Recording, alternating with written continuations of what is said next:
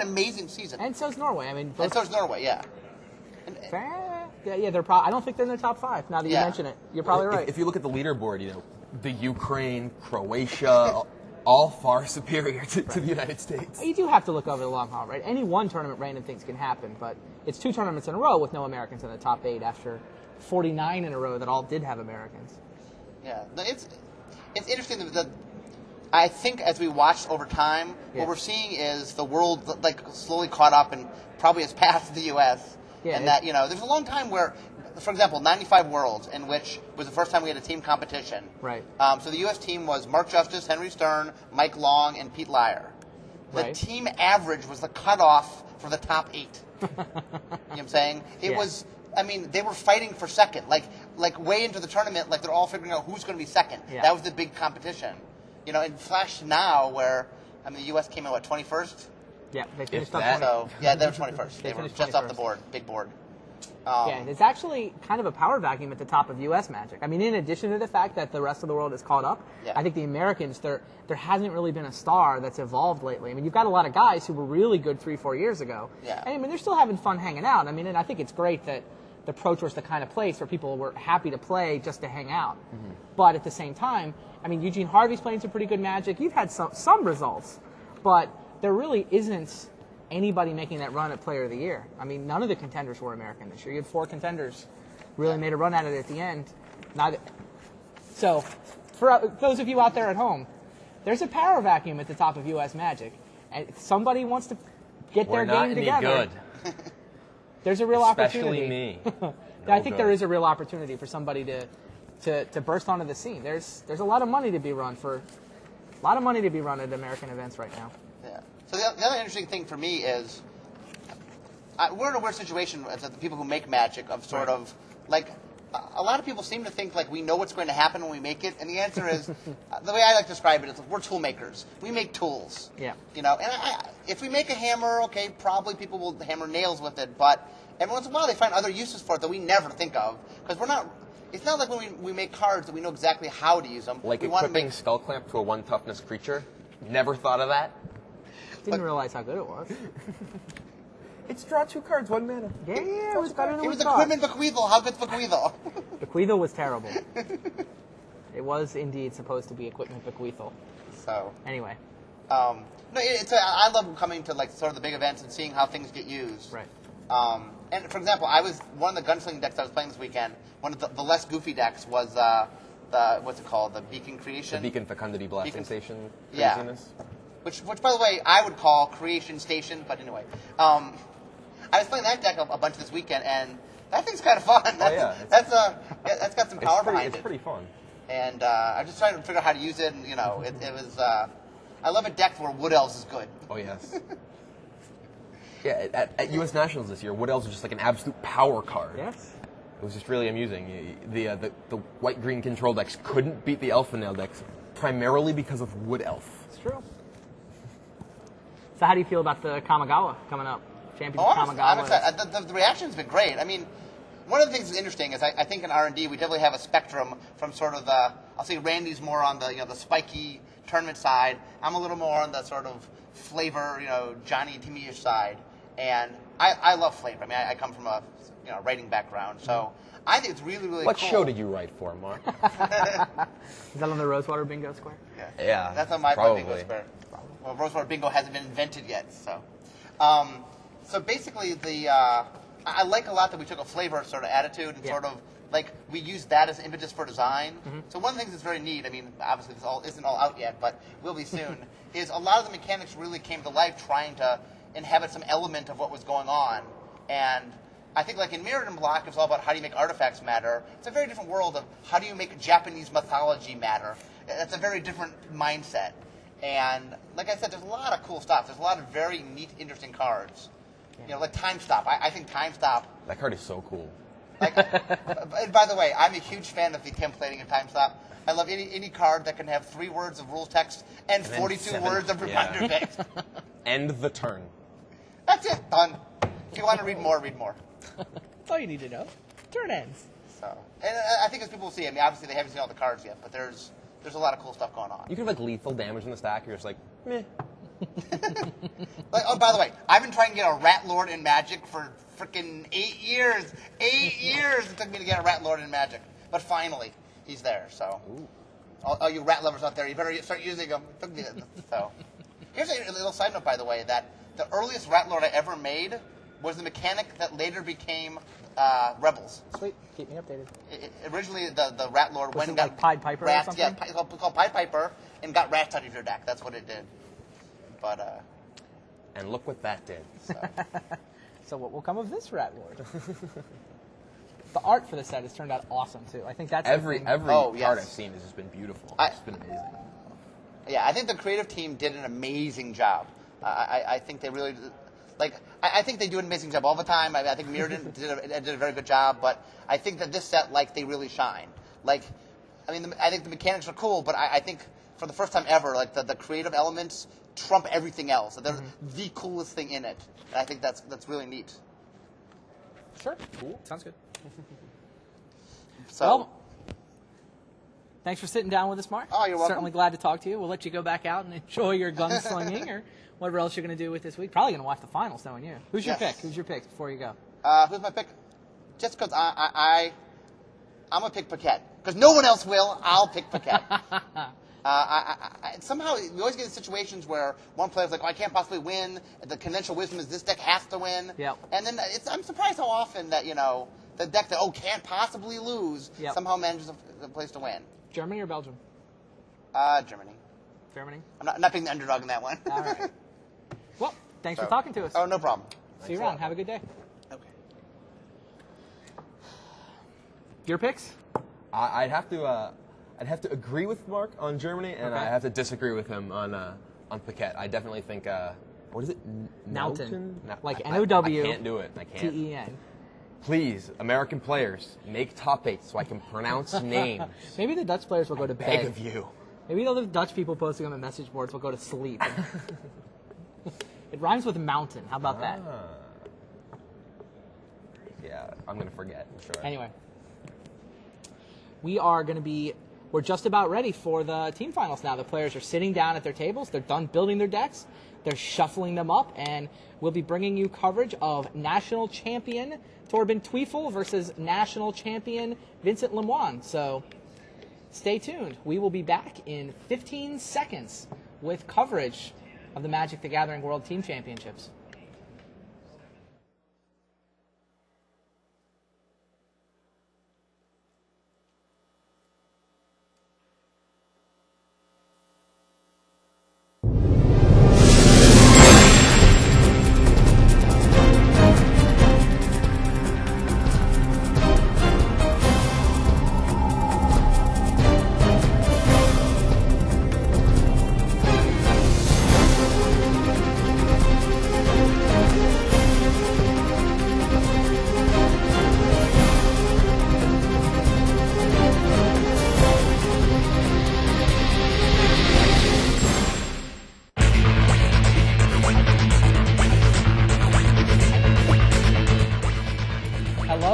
Welcome. I'm Randy Bueller. I'm sitting in with Brian Kibler, and we're getting ready to bring you coverage of the 2004 Magic the Gathering World Team Championship. It's Belgium against Germany. We watched earlier as both of these teams drafted the decks. It was Team Rochester draft. They opened up 24 packs of cards. They drafted the cards that they're going to use to play for the title, and now it's time to play the games. Best 2 out of 3 matches wins the title, and each match is best 2 out of 3 games. We're going to start out on the match between the national champions. Torben Tweifel of Germany. He's in the military. He's actually stationed just outside Washington, D.C. here in the States. And he'll be taking on Vincent Lemoine. The Monk. The Monk. They can start. So what First was match is Lemoine versus Tweifel. What was There's Justin's the flip. prediction here? He thought Lamar was favored, or Yeah, he thought Lemoine was favored. do we have the? We don't have the deck list, do we? No, we don't have the deck list. We'll see if we can get those up here. They've done the flip. Lemoine draws up his hand of cards. One of the really interesting things about the team competition this year, I mean, we've been talking about the how the Magic Online and just the just the growth of Magic in general has really leveled the playing field. And I mean, a lot of countries that haven't really had impressive performances at Worlds before have been putting up good numbers this year. I mean, Belgium here in the finals. Sure. I mean, I don't think going into Worlds that Belgium was really one of the teams that anyone would have predicted would have been here sitting on the Sunday stage. And I mean, you also just look at the players who are on these teams too. I mean, none of these players are particularly well known, outside of their respective circles. I mean, fair. Most of the team champions that we've seen in the past years have had at least one sort of marquee headlining player on each team. I mean, Kai Buda, Eugene Harvey when they lost him, but I mean, every year it's been at least one or two of the real stars of Magic who had already established themselves. Now, I mean, it really looks like people all over the world are just stepping up their game, and here we can see the results of that. I mean, on the one hand, I agree with you that the rest of the world has stepped up its game, and I think that the gap might be smaller. But on the other hand, you look at somebody like Gabriel Nassif, and it's clear that it's still possible to just be better than everybody else. Absolutely. I mean, I think Magic is, at the end of the day, a very skill-testing game, and even at the very top levels, I think the better players win in the long run. Oh, it's certainly true. But I think that it sounds suspiciously like one of these American excuses for a minute. Oh, I'm not. I mean, I'm saying that everyone else is getting better and we're not. Fair. I mean, I'm certainly not making any excuses for the American performance this weekend. So Lemoine has raised the alarm. He's got a couple soldier tokens and a Leonin Scimitar. Staring off against a Transfixer. And there's Skyhunter Cub. Go. Happily pick up the Scimitar next turn.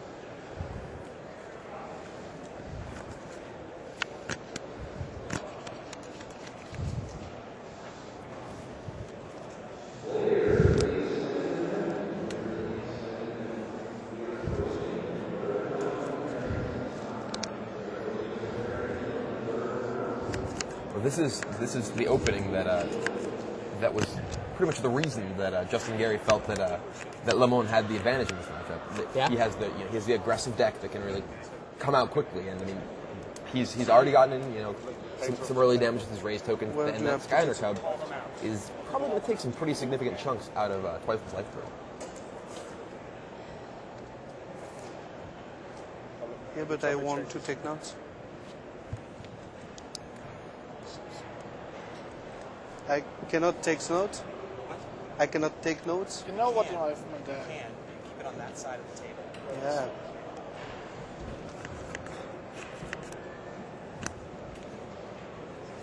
Thanks. So it's my turn. Show.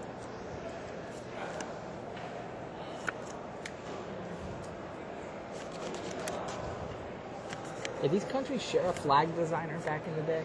It certainly looks like it. There's probably some historical story there that I don't know about. Same colors, just one of them's stripes and one of them's columns. Declare attack. No block. Take 4. 12 and 14, racing 20.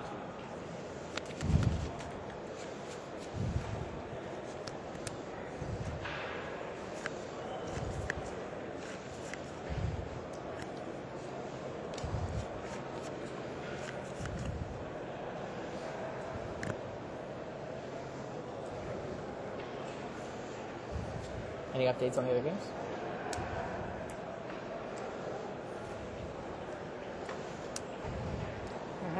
Target. Lemoine adds More beats. Leonin Squire to his board.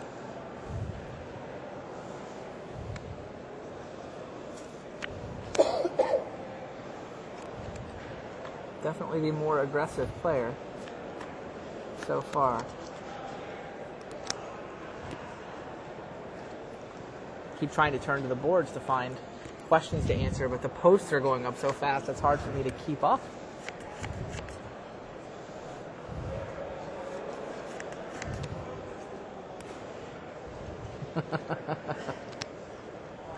points out that Two cards. you could make the Congrats top on 8, and then that. you wouldn't have to worry about pronouncing anyone's name. We have a lot, I see. Who is he kidding? The quality. Talking about the decline of Magic, you've had a solid career lately.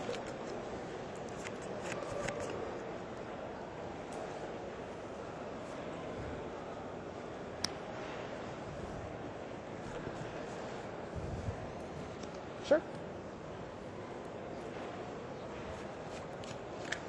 On the back table in Cerrone v. Boda. It's a 3/3 Skyreach Manter in play for Roland Bode.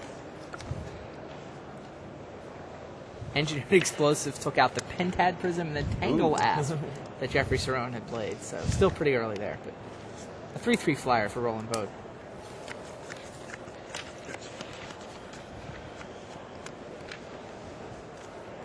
Over on the other side, Zink has a Nim Abomination and a Grimclaw back.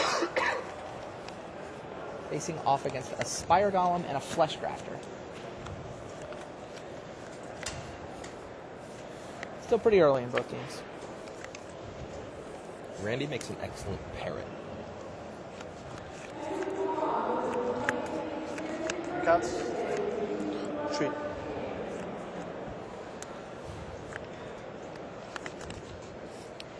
Creeping Mold takes up the Scimitar. Stand Firm looks to Spike. crush the Prowler.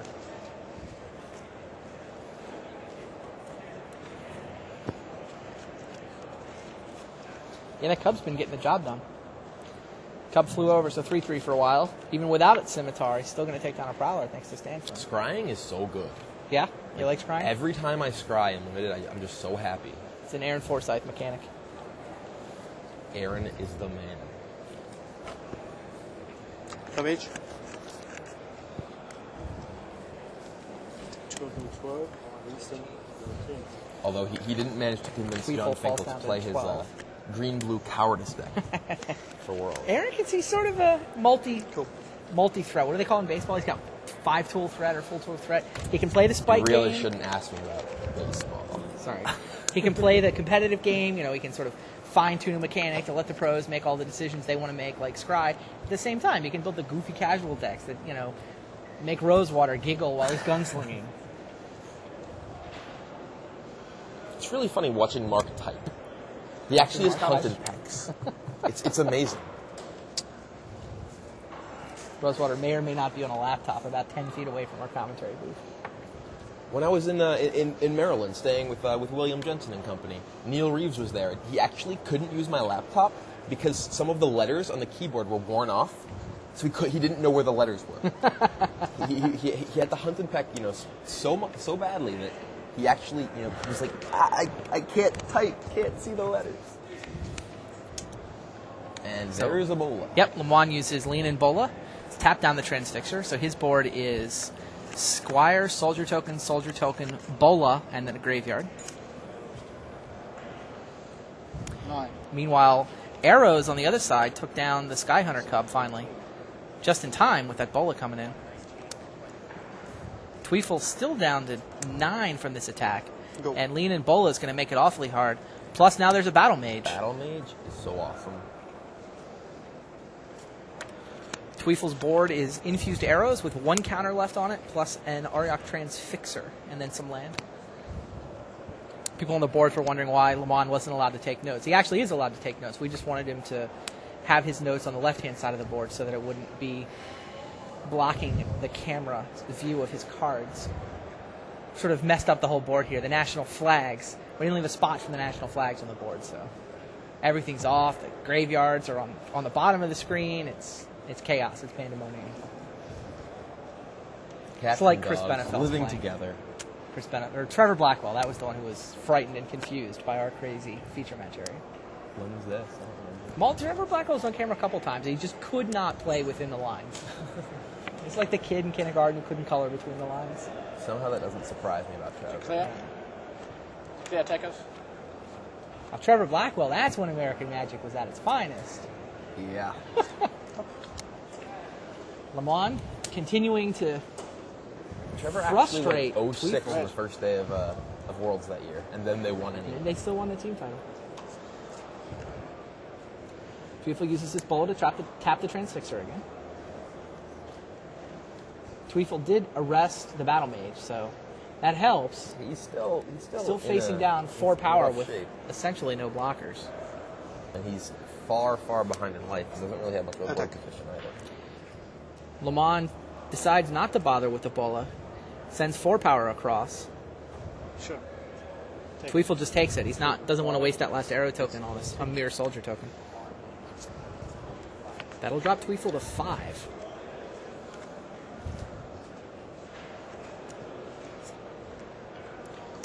And Lamont plays Battered Golem.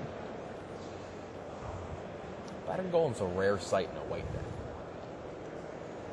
But, I mean, a 3 power body here is nothing to sneeze at.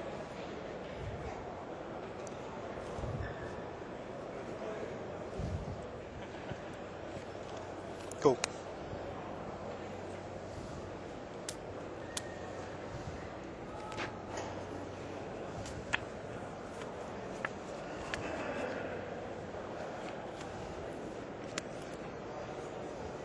In the Cerrone Boda match, there is a Furnace Dragon. It's not a Furnace Dragon. Furnace Whelp. Yeah. Little baby dragon. We're a little too The stuck. spotter is whispering in my ear. Dragon. No. A little too stuck on Furnace Dragons after the rest of the weekend. Sure. Furnace Whelp looking to try to get into a fight with a Skyreach Manta. Mini Shiva. So, Manta for Bode, Furnace Whelp for Jeffrey Cerrone.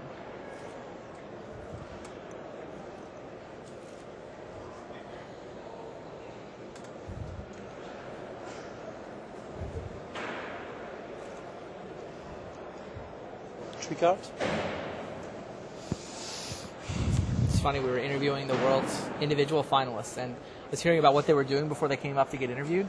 Mm-hmm. Ayo Paquette was busily testing his match, and Julian Nelton was just drafting with friends. Seems fairly confident. 4 mana 4? Is that Tango Golem? That is indeed. That's not going to cut it against the bowl. No. Does Lamont win now? Pretty sure. I think Tweefel has to have a trick. So Bola onto the soldier. Tweefel says no. I'll use my last arrow counter to kill the soldier. Now he can tap. And he can't quite win this turn. If he has an artifact, he can't. Because he can tap and then untap the battered golem? Yeah. Sure. It have to be an artifact that costs 2.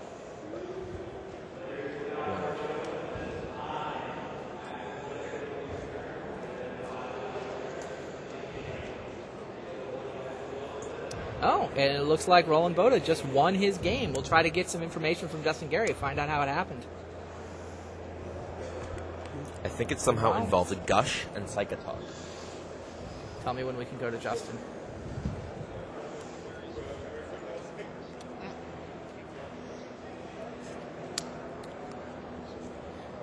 All right, Justin. What happened in that Roland Boat game? Well, it was. Say I want to. Sorry. Can you hear me, Randy? Yeah, I can hear you. Go ahead. Okay, so it was a really exciting match. Remember, I gave you the update earlier that the Boda had used the engineered explosives to take out the Pentad prison. Yep.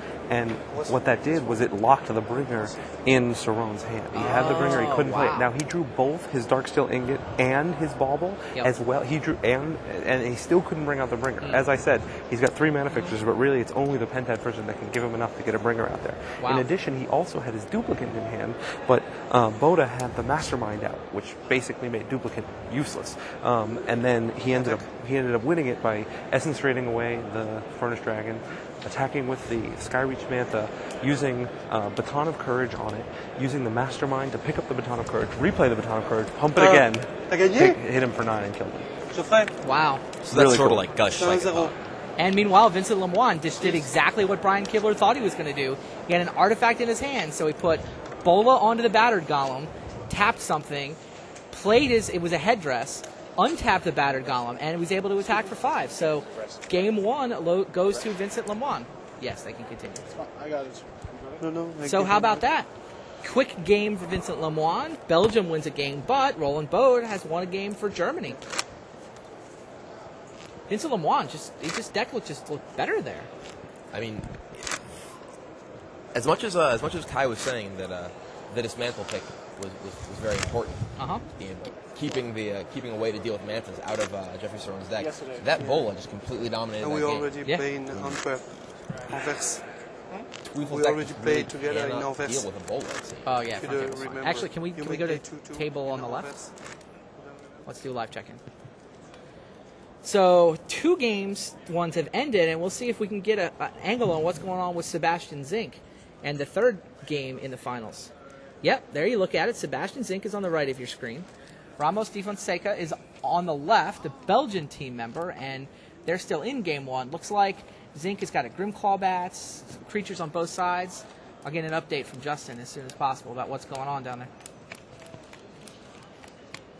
Justin, what's going on down there?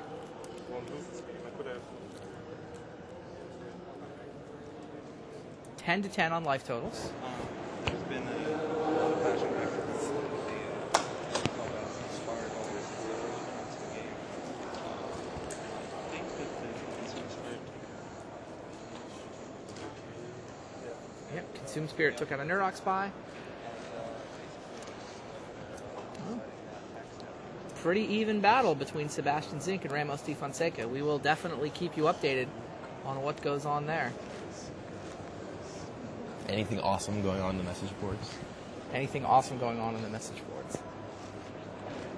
People seem to be generally excited to watch.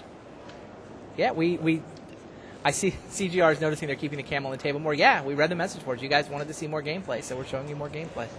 That is exactly what's going on there. Doesn't mean it's good to whine. Maybe if Kibler doesn't make misclicks like at the Invitational, he could make the top 8. It's difficult to accidentally play Mountain in a Pro Tour.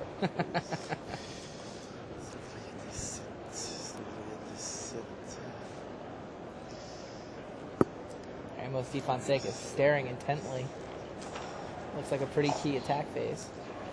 Or it looks like the back of Gary Wise's shirt, as you prefer.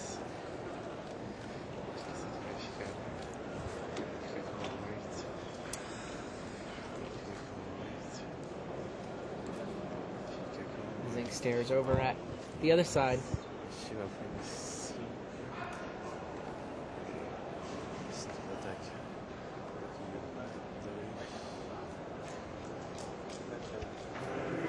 Sure.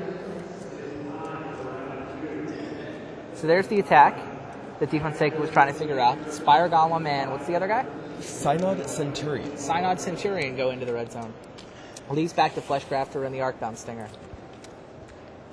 Over on the other side, Zink is trying to choose blockers. He puts Mirror Enforcer in front of the Centurion. He's also got a Disciple, a Quadrupod, and a tapped Grimclaw Bats. Sure. So the Mirror Enforcer and the Centurion trade. And 2 from Disciple. 2 from Disciple. Yeah. Drops Di Fonseca to 8. It's 8-8, yep. Spire Golem drops Zink to 8. Disciple damage drops Di Fonseca to 8. And now Zink untaps and draws.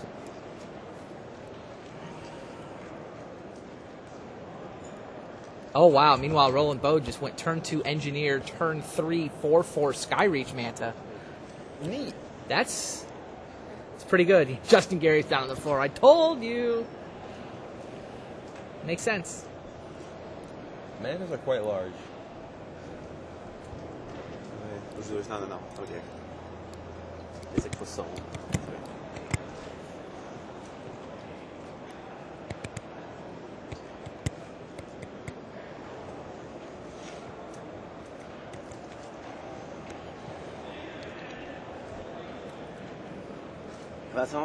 So who's winning this game? Champion du monde. Seems like Grimclaw Bats is pretty good.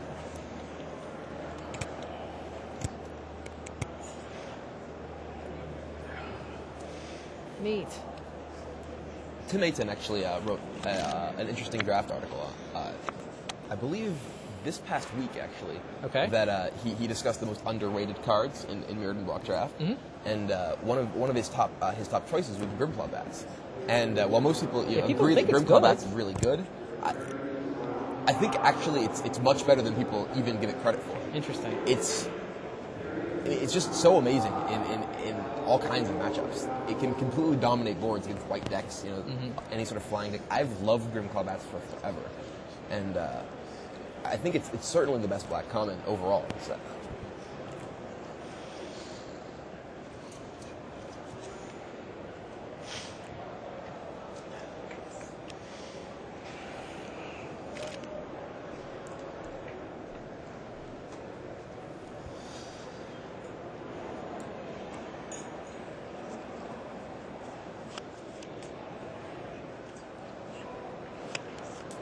Rune Teacher is answering my question earlier. The flags for the Belgians and the Germans are almost the same because the first king of Belgium was a German nobleman, which accounts for the colors in the flags. Thank you, Rune Teacher from Belgium. And the Walrus. Just to prove that you can't please everybody all the time. Wants more shots at the player's shoes and less shots at the table. Okay, then. Without Ivan Knitter in the Pro Tour anymore, just looking at players' clothing isn't quite as exciting. Fair enough. Except for tiger shirts. Those You like awesome. the tiger shirts? The tiger shirt got eliminated. I know. It did one round Very worse this sad. year.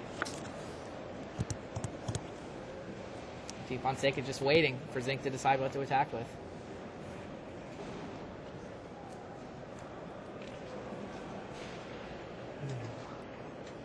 I think it's hilarious that Osterberg actually fell asleep during one of his opponent's turns during the tournament.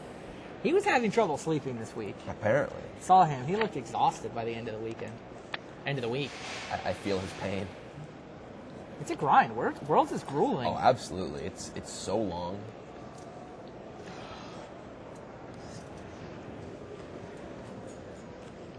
Sebastian clearly learned from his brother's match against Jin Okamoto last year. Play slowly when you're on camera. You'll be on camera longer. Go ahead.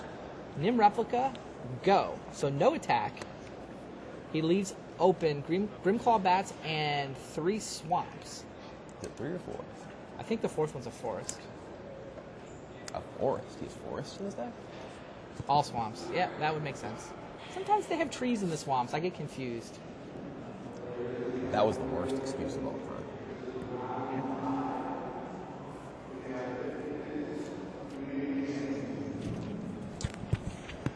Fairwood. Dilson Defensaka looks over. How many cards? You're done?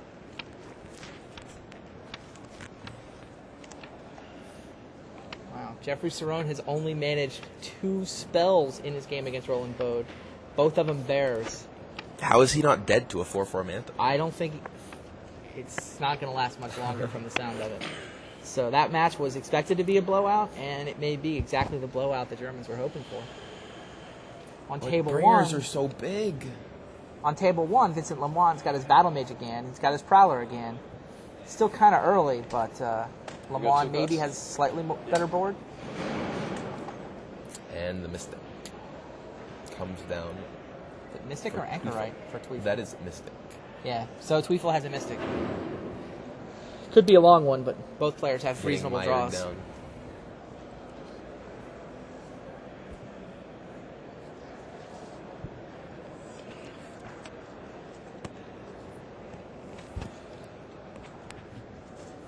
All right, Dilson Ramos de Fonseca just says go. Leaves his men back on defense. Doesn't want to attack into a Grimclaw Bat. Zink gets to untap. He's got 7 mana. This could be the point where Fireball starts to come into play. I don't think De Fonseca can... Oh, I hear some applause. Did Bode finish off that match? Yep, Roland Bode has put a match on the board for Germany. Swap. 2-0 sweep. Congratulations to Roland Bode. All the Germans need to do is win one of these 2 matches, and they are the world team champions for the 2nd time in the 10-year history of Worlds. Sebastian Zink plays a Clockwork Condor.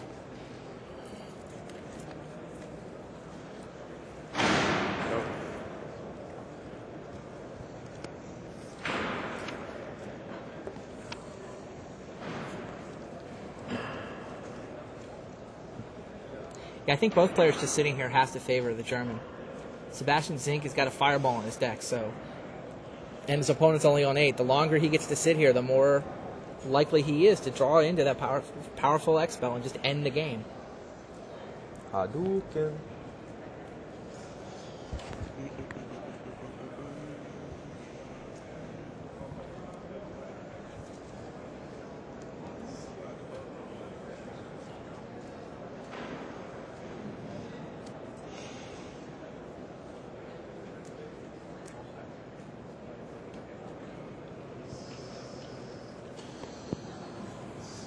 Non-stop excitement right here. Oh, something. Nope, nothing actually happened. We have this is actually the perfect. Oh, we lost it. You can see one of the players choose in the picture. In the picture with under the table. What's the scores?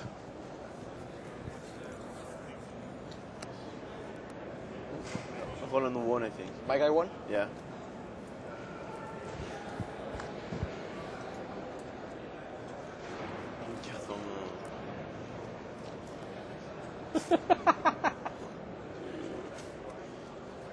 Token 665.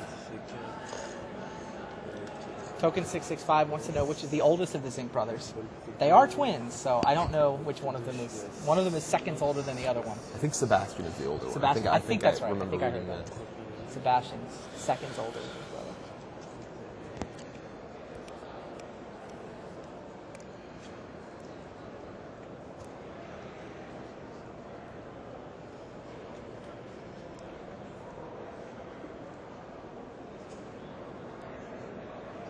Yeah, Mamwan and Tweefel seem pretty stalled out over on the other table. Tappers, Skyhunter Prowlers on both sides.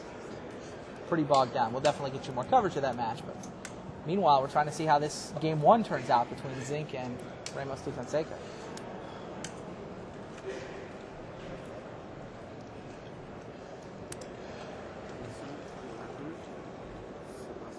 Sure, lose one. Go. You got one card left? Yeah. Three-legged man wants to know if it's possible to acquire one of the Red Zone playmats. They are not available for sale, so not currently an answer. Havoc wants to know what's up with the DVD we were talking about back at Seattle. There are no active plans for a DVD, but I mean, if enough people want them, it's just a question of demand.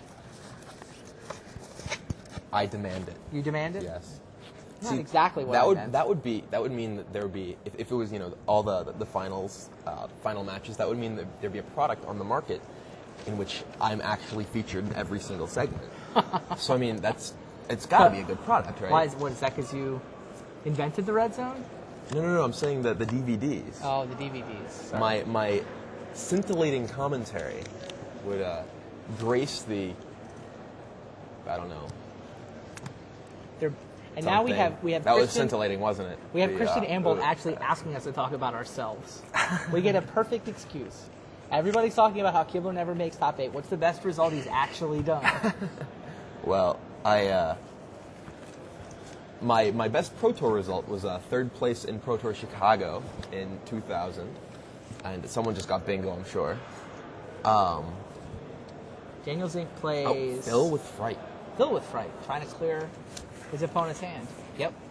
I don't think Dilson had a whole lot. He didn't seem too upset about this. Zink gets the scry. That's probably useful at this point in the game. Clears his opponent's hand, sets up his next couple of turns. Phil with Fright is just awesome. Yeah, I like that card. My best result was winning Pro Tour Chicago in 1997. I played on tour for about 2 years. Only had the one top 8, but I did win it. Played for top 8 at 4 other Pro Tours, but could not seem to win the last match. So I have 5 top 20 finishes, I think, in about 10 events. It was a pretty good run.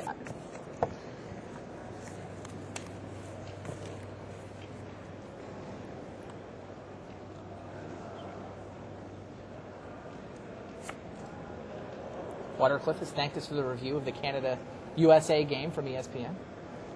Yeah, I guess I was misinformed. I thought we were bringing you coverage of the 2000 Individual World Championships ESPN show. What we in fact got was the team championships. Oh. So we'll save Finkelmacher for Columbus, maybe. See. If you guys tune in for Columbus, we'll try to get that up during the lunch hour. Aaron Forsyth is doing the life scores down on the ground. He wonders, did we win? Yes, you still won, Aaron.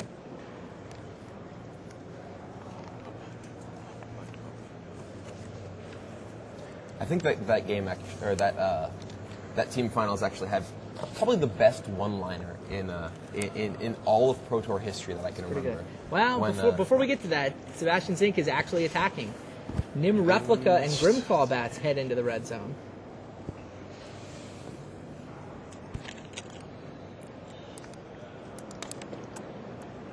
I'm sure I could actually compose a play before this. All right, so the best line in top 8 history, in your opinion?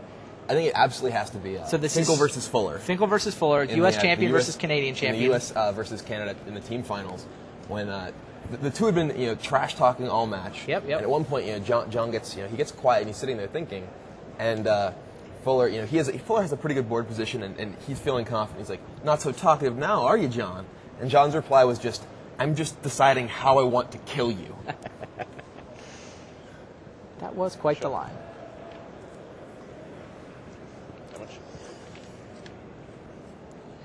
So Arcbound Stinger steps in front of the Nim Replica. They trade. That means Disciple of Vault deals 1 to De Fonseca. Meanwhile, the Grimclaw bat... What happened to the Grimclaw bat? It got through, apparently. So that should drop De Fonseca to 6. Right? We only took 1 down to 7? Yes. Shouldn't he have taken 1 from Grimclaw bat and 1 from Arcbound Stinger dying? Oh, he was at... I think we may have had the life totals wrong initially. Appears to be 7 to 8 now. We're now. just making things up. I don't know. Zink may have forgotten the Disciple. He certainly hit with the Disciple. That's what I thought.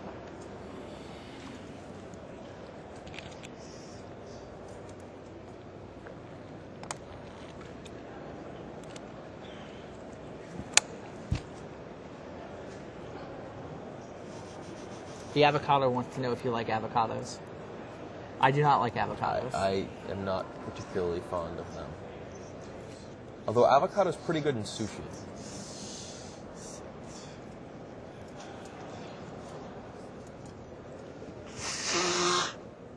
So the board right now, Ramos de Fonseca has a Flesh Grafter and a Spire Golem with 1 token on it that came off of an Arcbound Worker.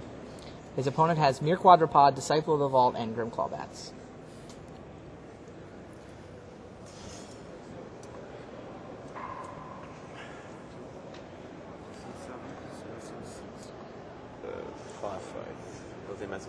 Stinger counter. Go.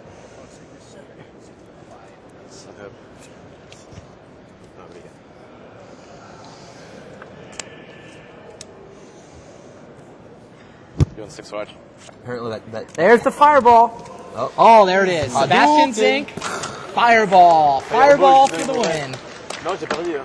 Wie steht's? Sebastian Zink quickly Fireball, scoops up his card, starts shuffling excitedly. So, Germany knocking on the door. Sebastian Zink just needs to win 1 of his next 2 games to give his team the championship. Meanwhile, we'll go check in on the match on Table A. Vincent Lemoine took Game 1 from Thorben Tweefel. We'll see. Game 2 is kind of long and kind of involved. Looks like there's a Sky Hunter Prowler with Healer's Headdress on it. Blocking a Leonin Sky Hunter. This is going to be exciting. Well, another Prowler pings for 1. Yep. There's so many things that prevent damage in play. Should be Game 2. Lemoine is... No, don't hold it. The Squire. Yeah, we'll check in momentarily. Go.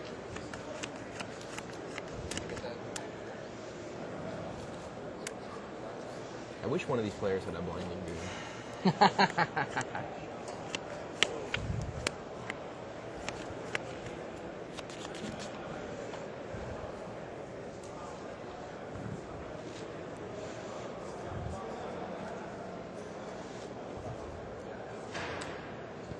Is Brian Kibler a professional Magic player, or does he have a side job? I'm wondering because how can you make enough money to live when he never wins anything?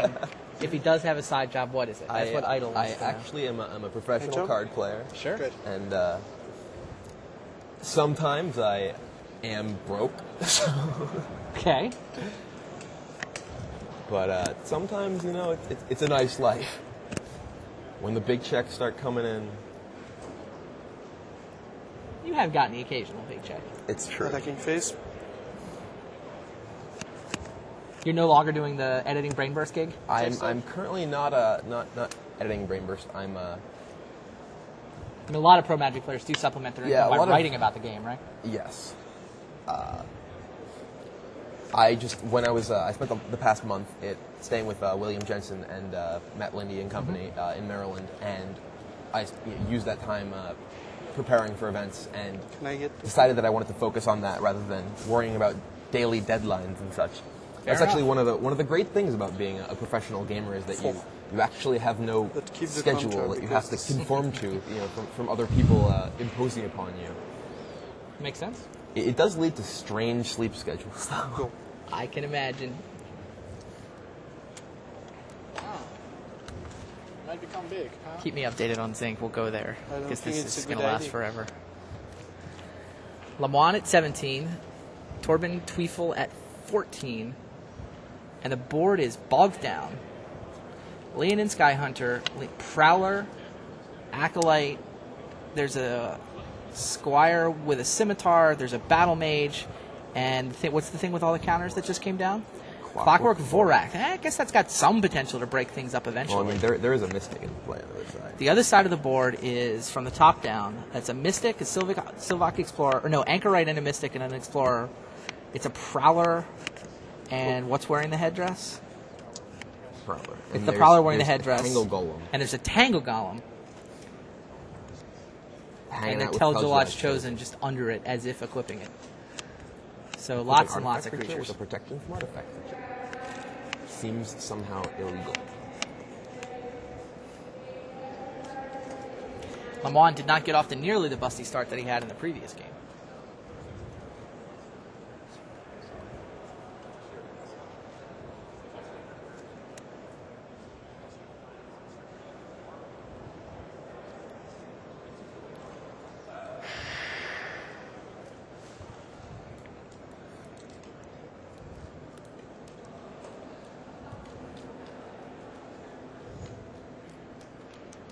Great.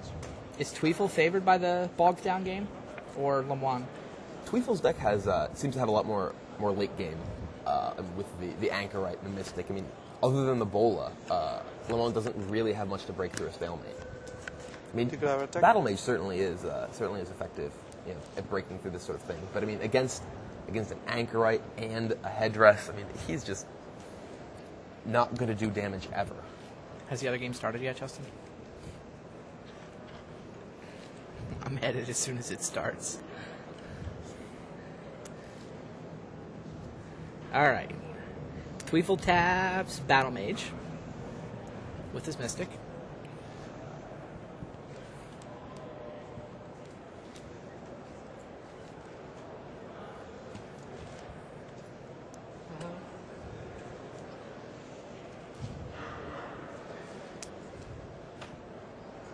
These two? Yep.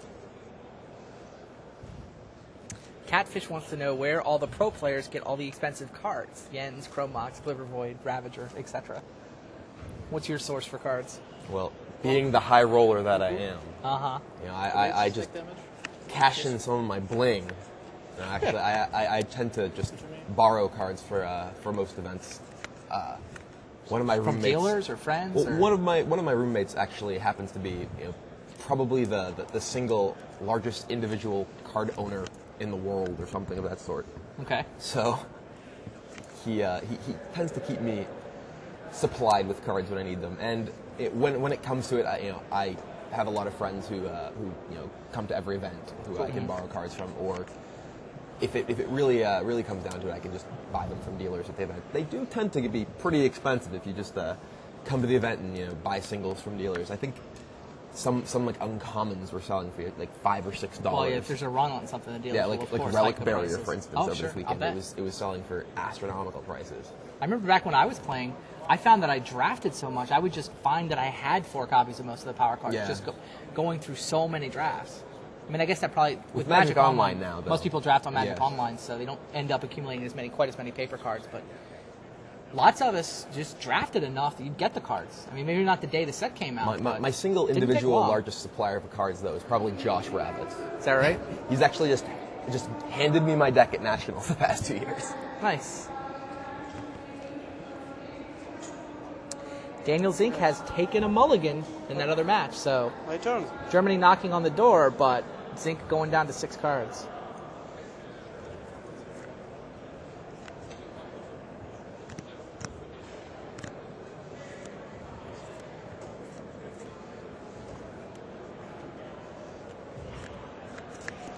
Declare an attack phase.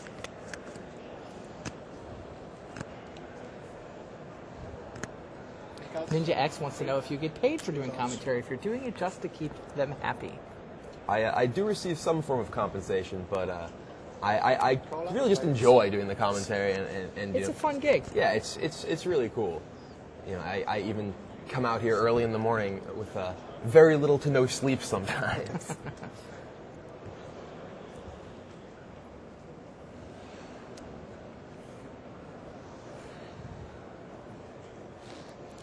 So we have an attack here. Le Mans trying to poke through a little bit of damage.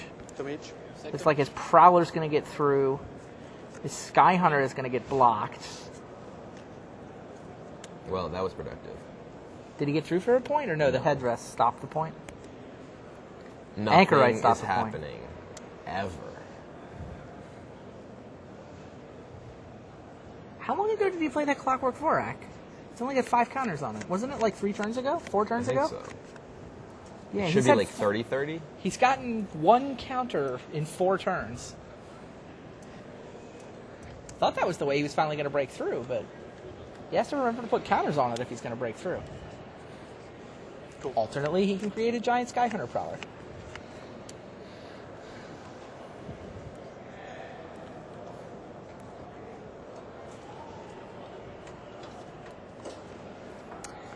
Another guy in the message boards wants to know what is the worst move you ever made in a Type 2 tournament. Well, my personal biggest goof wasn't in Type 2, actually. It was in the block portion in Worlds in Sydney.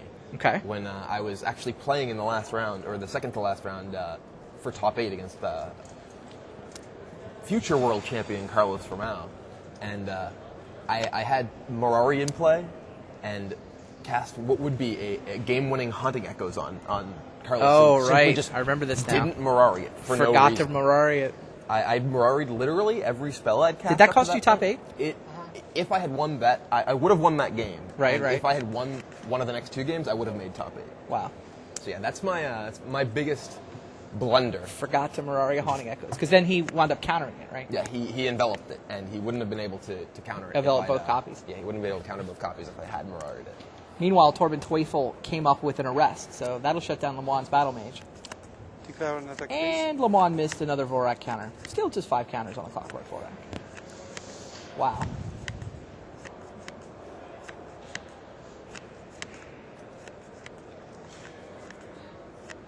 Havoc 917 is wondering how long we're going to watch this match. When the Zeke match actually has cards being played, we will wander over. And it sounds like that point is right now. Bruce, I want to go to the other match. Lemoine has a Sky Hunter Prowler. He's still trying to peck away. Prowler blocking Prowler with the horned helm and yeah, it's going to be a while for this match. Lemoine not putting any counters on that Clockwork Vorak is going to make it even harder for him to finally punch through. So we'll check in on the other match. Sebastian Zink is taking on Dilson Ramos de Fonseca. There was no life change the whole time we watched that match. Started out 17-14. It is still 17-14. But meanwhile, Here's some action. I like this. Still 20-20. Oh, yeah. Grimclaw Bats trades with Arcbound Slith. Arcbound Slith. If Sebastian Zink can win this game, then nothing else on table A matters. Germany is the team title. Nice whisper from De Fonseca. That'll cost him 2 life, but he does get to draw 2 cards.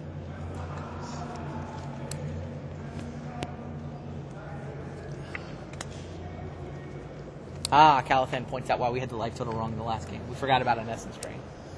My apologies.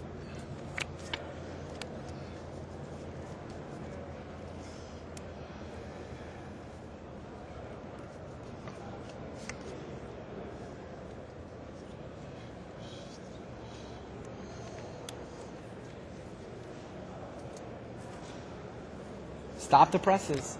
There has actually now been a life total change on table A. What? I don't believe it. It's 14 to 16. Woo. 1 damage. That's it. Zink had nothing on his turn 3. Dilson Ramos. De Fonseca drops a Clockwork Condor on turn 4. Clockwork Condor, that's hot. Zink also has no turn 4 play.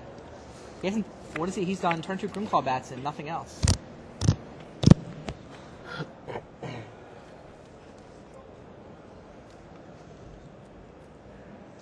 Take it. Combat. Yep. Fish.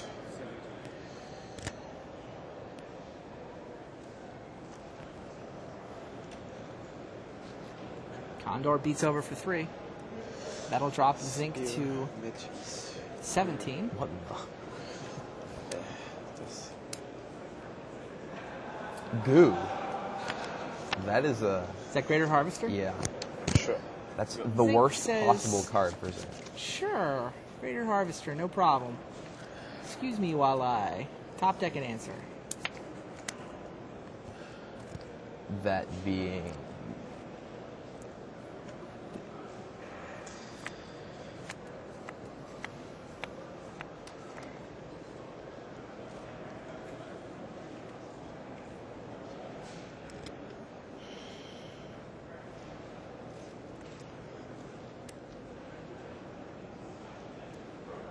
What does Zink do about Greater Harvester? Chump block?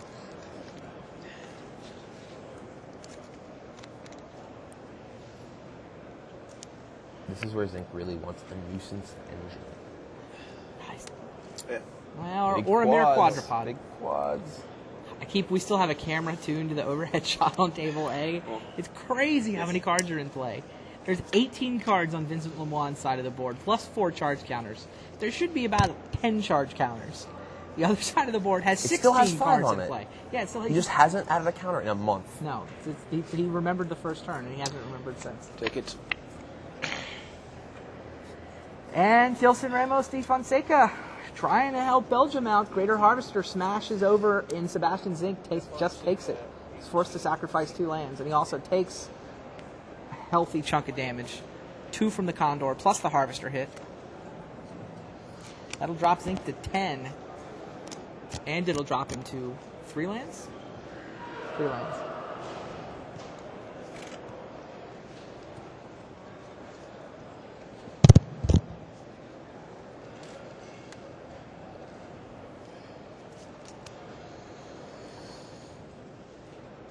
I see it is now 4 o'clock. Any of you who are joining us for the individual finals, which were scheduled to start at 4, we're in bonus coverage of the World's Team Championship. Germany wins 1 more game from Sebastian Zink. We'll be done. We'll be bringing you the individual finals. By Belgium bonus coverage, has you some mean other ideas. They're really slow. Tomato. I think it runs in the Zink family. Might. But yeah, the individual finals will come up as soon as we decide which team gets to hoist the team trophy. Well, an unforged from Vincent Lemoine on table A might actually clear a path. He took down a Prowler and a Headdress. Go. Still got Anchorite and Mystic, though, for Roland Bode.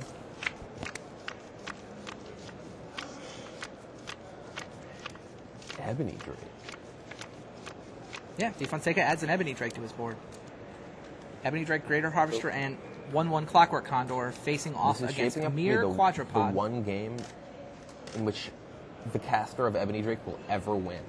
That card's not that bad. I've never seen someone win when they play Ebony Drake, unless they're just the rest of their draw is just absolutely dominating. That card just gets you killed so often. Yeah. Quadrupod steps in front of Greater Harvester for Sebastian Zink. He's in desperation mode. He's going to take 4 and have a lose a bolt or quadrupod. You switch. Yep. Oh, he switches, so Electrostatic Bolt would actually be good enough to take down the Greater Harvester.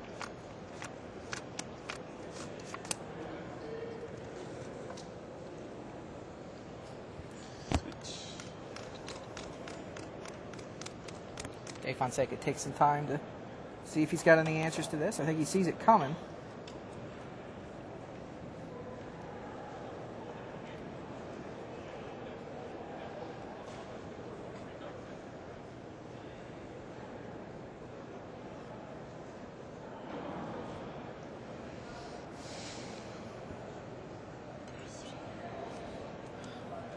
I think he did draft a Whale of the Nim. Okay.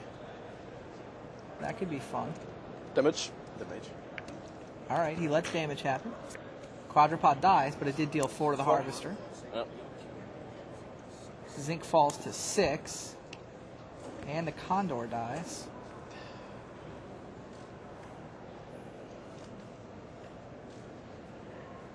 It's interesting. I think Dave Fonseca smells an Electrostatic Bolt. Probably doesn't want to play another creature. Do you just say go? I mean, if he has Whale, he certainly just says go. Right, because I mean, Whale will regenerate his Harvester. Go. Yep, he says go. Zink says E-Bolt. And yep, there's the Whale. The entwine. Yeah, he entwines for no particular reason. And one May as well deal one more. Ting. Eu levo 1 e 2. Dave Fonseca does fall to 16 from the Ebony Drake. Yeah, 3. 1, 2. Yeah. 2, 3. Okay. I'll draw.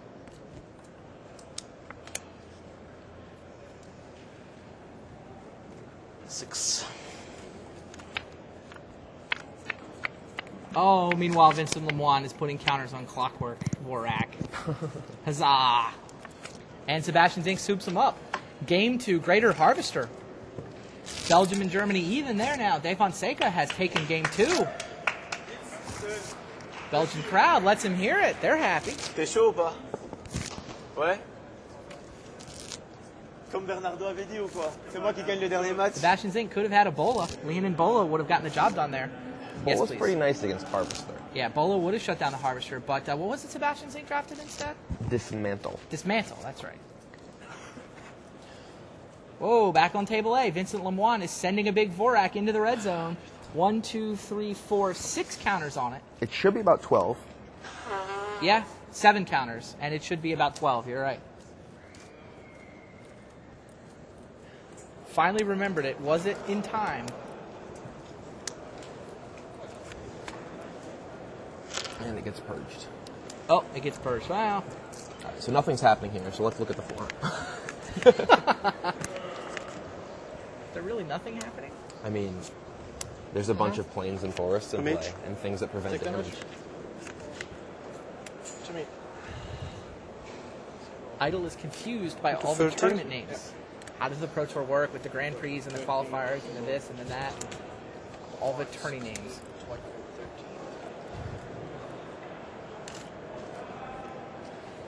Well, the way it works is that there are 5 Pro Tours a year plus Worlds.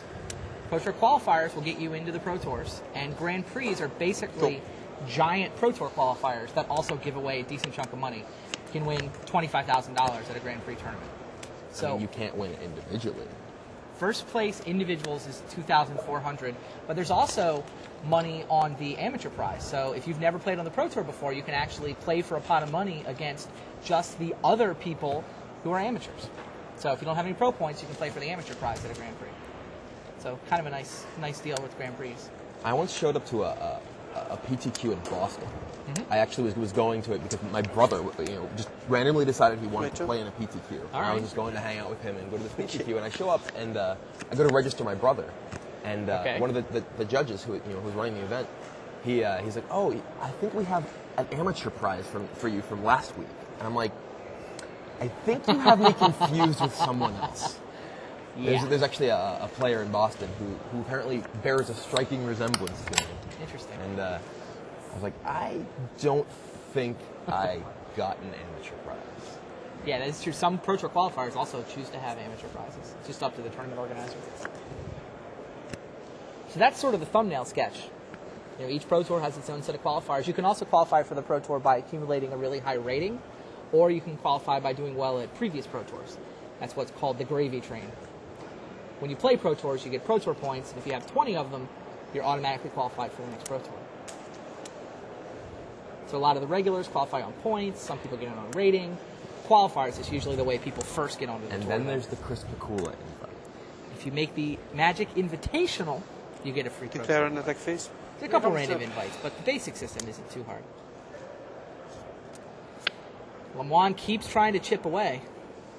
I mean, in theory, I was told that Roland Bode was supposed to be advantaged in a long game, but I haven't really seen why. That's because you aren't watching Roland Bode's match. What's going on that's good for Roland Bode here? He already won his match. Corbin Tweefel. I mean, it seems like that's good for Roland Bode. Yeah, you're right. What time is it? I think I need some more soda. At least you've slept in the past 36 hours.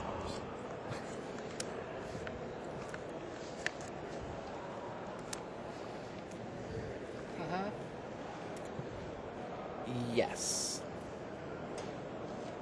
Can someone come over and just knock the table over so something happens?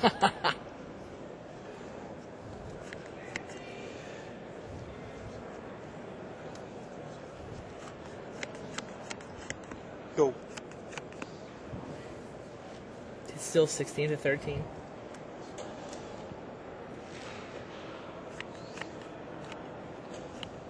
This game may never end.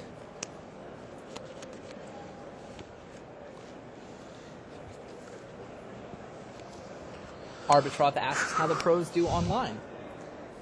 Ratings are way higher in real life than online. Is this because of the access to higher K-value tournaments, or that online is harder?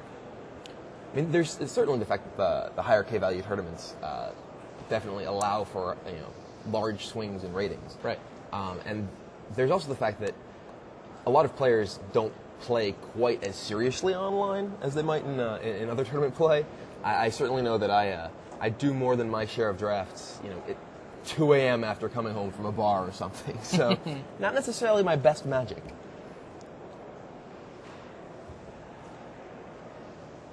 Junksicle wants to know what your favorite card is. And then I cast Wrath. Bruce, can we go over to the other table? We'll get there. And I think my favorite flavor text of all time is Yeah? Don't laugh, it works. Which was that Armadillo? Cloak? Armadillo Cloak. Favorite set? Invasion. Invasion block was just so awesome. Let him play. We're on our way.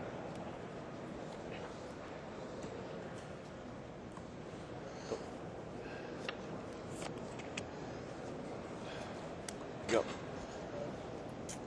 All right. Sebastian Zink versus Dilson Ramos de Fonseca. Germany's won a match, so if Sebastian can win this game, Germany's the team champions. If Dilson can pull it off, Go. We'll it be all here comes for down to another table 10 A. hours. Not really. I mean, Lemoine could just win that game, right? And that would be it for Belgium. I mean, Lemoine still seems like he's been just slightly ahead the whole time. If he pulls that out, then because he's up a game, that's a game 2, with game 1 going to the Belgian champ. All right, Talisman for De Fonseca. Zink on turn 3. Plays a Nim replica.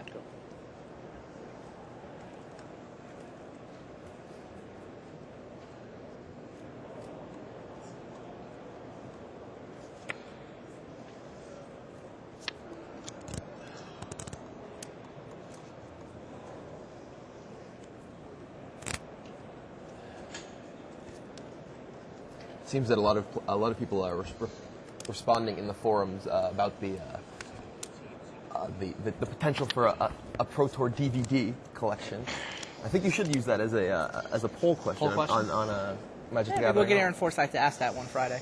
His latest developments column. See if we can take some numbers down to Go. the people who make those sorts of decisions. So De Fonseca played Knight's Whisper, lost a couple life, but drew a couple of cards. Presumably Zink is going to smash him with an Im replica, that may drop him to 15.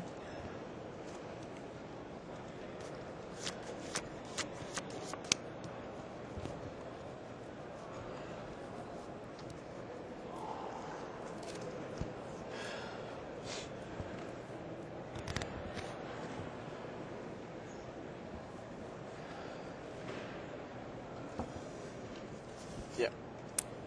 Im replica comes over. I'm not sure which is worse. Nothing happening or things happening really slowly. Oh,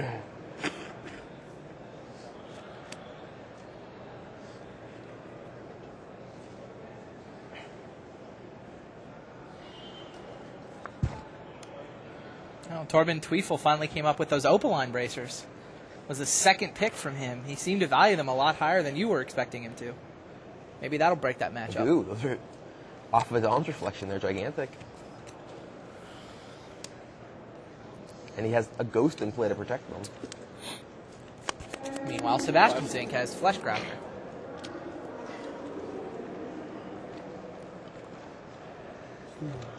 On the stack, anyway.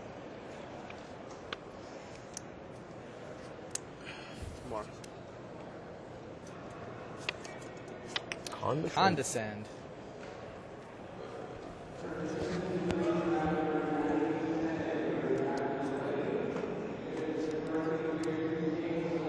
The ghost can not only protect the bracers, but it can also wear them. Go.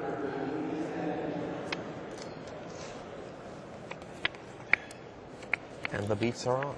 Yep, Tweefel does indeed put his Opaline bracers on a Terran Ghost, send it into the red zone. Why is he sending Ghost instead of Emissary of Hope? Afraid of losing it, maybe? Somehow? Is there a ferocious charge in Lemoine's deck? I mean, I guess, maybe. Seems kind of odd. Well, now he bracered it up for defense, I guess.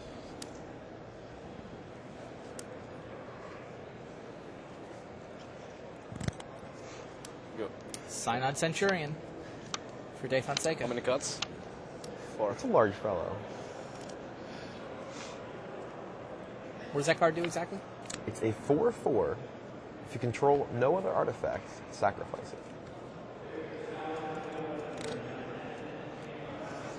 If Daniel can kill the talisman, Yeah. It's like with the dismantle that he took over that Leonin Bola. No red mana right now, though.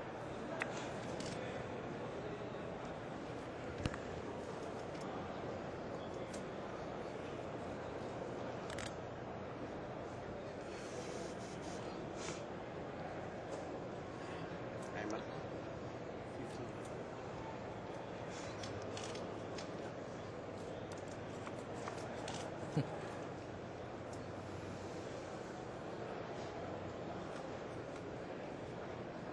Hey, Kibler, did you ever figure out who created BrianFanatic.com?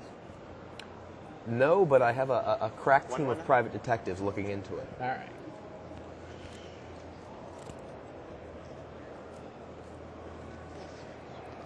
Have you been purposely saying things to avoid BINGO? No, I actually don't even know the positions of most of the various things on the board. So I'm just sort of going with the flow, and, you know, if no one wins, well, I win. Oh, Mirror Enforcer for Sebastian Zink. No, sir. Or not. A second, and a null. So, a pair of counter spells from De Fonseca. It's actually... Zink looks a little frustrated. Both his Fleshgrafter and his Mirror Enforcer have just been stopped by permission spells. And now he's getting hit by Centurion.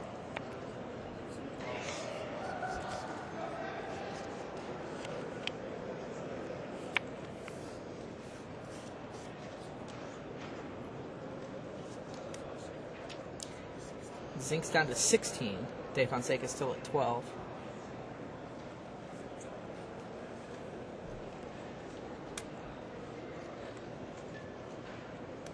And Arcbound Stinger from De Fonseca. little more insurance for the Centurion, and a little flyer. Go. And a Nurok Spy.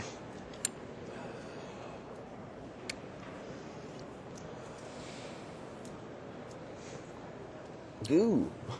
Opaline Bracers just equipped Viridian Joiner, which then brought out Living Hive. Wow. Torben Tweefel trying to force game 3.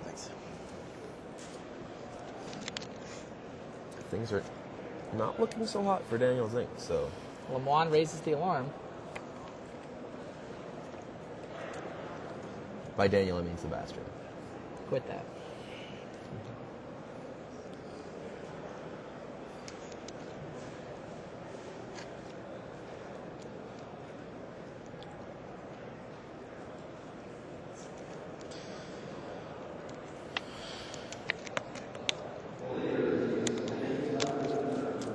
Yeah, this game looked fine for Zink initially, and he had a couple of threats.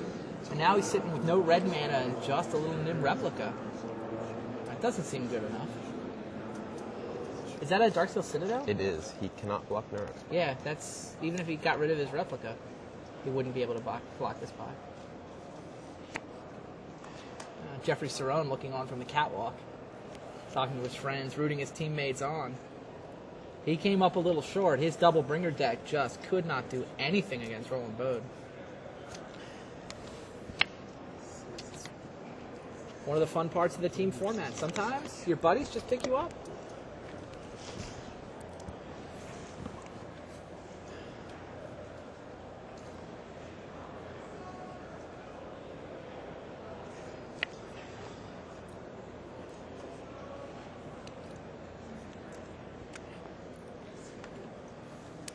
Yeah. Iron Man wants to know why there was so much less match coverage on the internet this year. Oops. So that, if you're confused, there was a proxy for a marked card is what just happened. What happened? Grimclaw Bats came into play via proxy. And Vincent Lemoine has his lean in Bola. So with the match coverage, what we learned talking about the coverage and watching the coverage is that the feature matches themselves were getting very few hits, but all of our sort of features about sort of the lifestyle and the site and the stuff that's going on around the tournament were doing really well. So we decided to focus the coverage more on that stuff. We had the video coverage this year, and that seemed to go over really well. So I think it's been a real upgrade for us to take the resources that we used to devote to sort of the play-by-plays of feature matches and devote it to more other things that more fans seem interested in. It's definitely a conscious decision to do less feature match coverage, but instead to do other kinds of coverage, other sorts of things that are going on.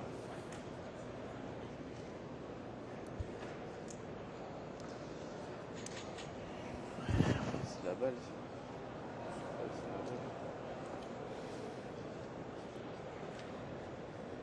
So Dave Fonseca's got a Talisman, a Nurok Spy, an Arcbound Stinger, and a Synod Centurion, facing off against Zink's Grimclaw Bats and Nim Replica. Those bats may have been just in time. Being able to get them up to 4/4 can hold off, well, actually nothing. You'll eventually be able to hold The off the Stinger. Centurion, but Well, This turn only can hold off replica as the Stinger. block and trade with its ability. right. on the- Yeah, on that's the probably the play Centurion. this turn.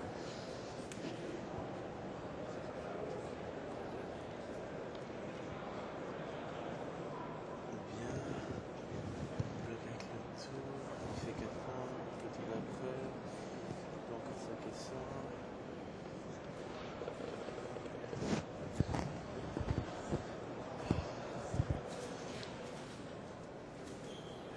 Je peux pas la rater celle-là.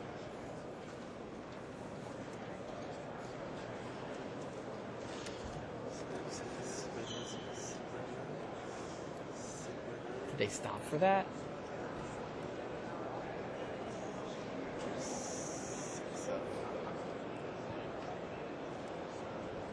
Ça fait 18 et 4, 4. Je sais que ça va être. Je vais le taper ici. This turn sure is exciting. De Fonseca pointing at Nim Replica with his pen. Havoc 917 wants to know what the amateur prize is at Grand Prix. It's $10,000, which is divided up with, I believe, 1,500 going to the highest finishing amateur, and then it pays out top 15, if I'm not mistaken. Back before it was the amateur prize, there was the 1,700 rating flag prize. Yeah, the amateur system's just a much It's much cleaner- better system. But I think I'm there's wrong. actually Grand Prix Seattle in, I believe it was in 2000, early 2000. It was actually before the standard and extended rankings were combined into the one constructed ranking. Right. And I actually, I was ranked, I think I was like third or something in the world in standard at the time. And yet I had a 1,600 extended rating. Nice. So I received 0 buys at Grand Prix Seattle. Yeah. And then went on to win 1,700 flag money. It was quite the achievement, one of the highlights of my career, I must say. Nice. 7,500 is the amateur prize, not 10,000. So it's 17,500 for the main event at a Grand Prix and 7,500 for the amateurs. At a team Grand Prix, it's 5,000 for the amateurs.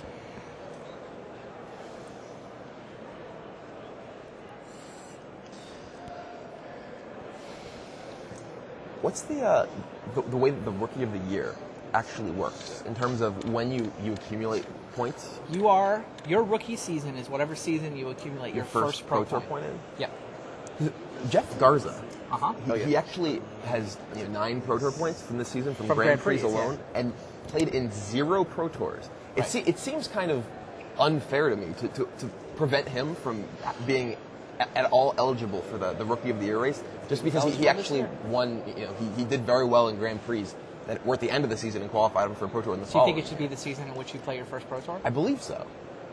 I think it seems like a better policy. That's it? It's not crazy. We can talk about it. I could certainly bring that suggestion back. So, De Fonseca sends Nurox Spy and Arcbound Stinger into the red zone.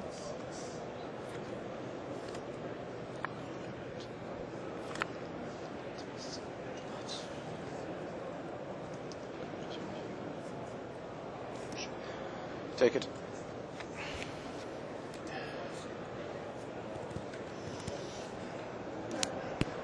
Oh, apparently I'm wrong and you're right. The rule for Rookie of the Year is the player with the most pro points at the end of a tournament season that has not participated in a Pro Tour or World Championship tournament in any previous season is identified as the Rookie of the Year. You'd think you'd know about the rule. I think for the the rule most changed a couple prestigious years ago. award. You're right. You're absolutely right. So Jeff Garza will be eligible next year. Nice. See, I'm not bitter that he beat me. I'm rooting for him. Zink with the crack back. Grimclaw bats and Nim replica. Charging over.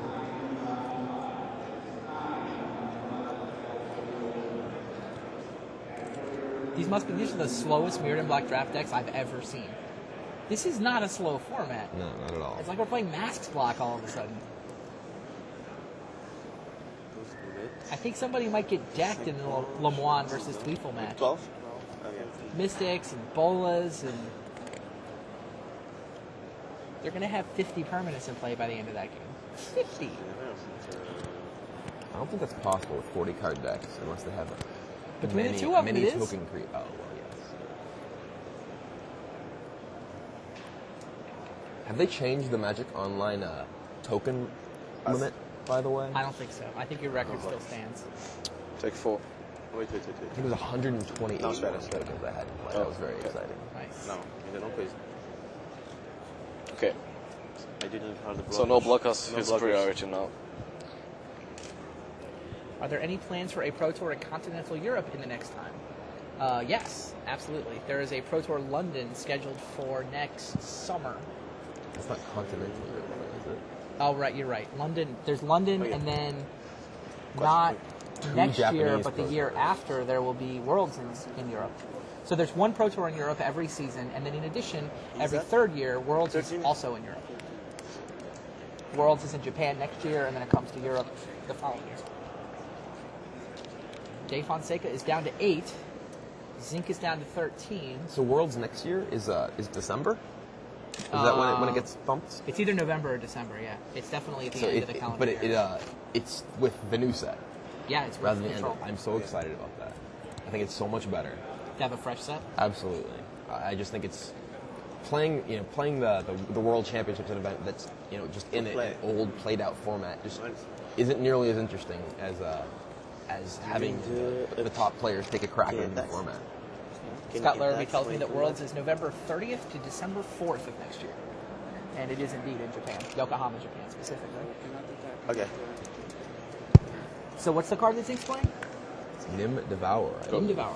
Dave Fonseca reads it, make sure that he knows what it does. What does it do? It's a 4/1 with the Nim ability, so it is currently a 6/1, and you can, I believe it's pay black during your upkeep, sacrifice a creature, return it to play. Irradiate.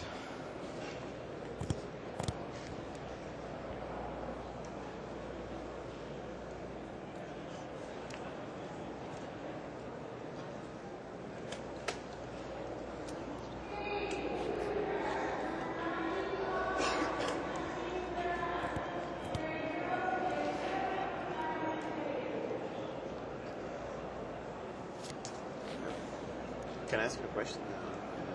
Not Dave yet. Fonseca wants to make sure he understands what's going on. He's going to go ask the judge a question.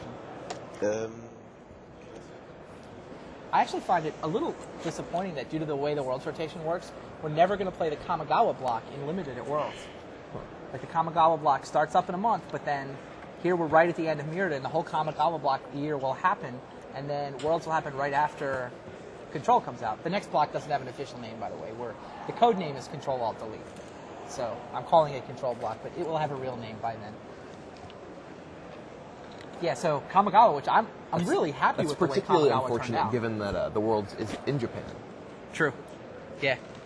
I mean, I'm sure it'll have an impact on Standard, but we'll just have the two limited Pro Tours. Nationals will be Kamigawa block limited, but then Worlds will be Control.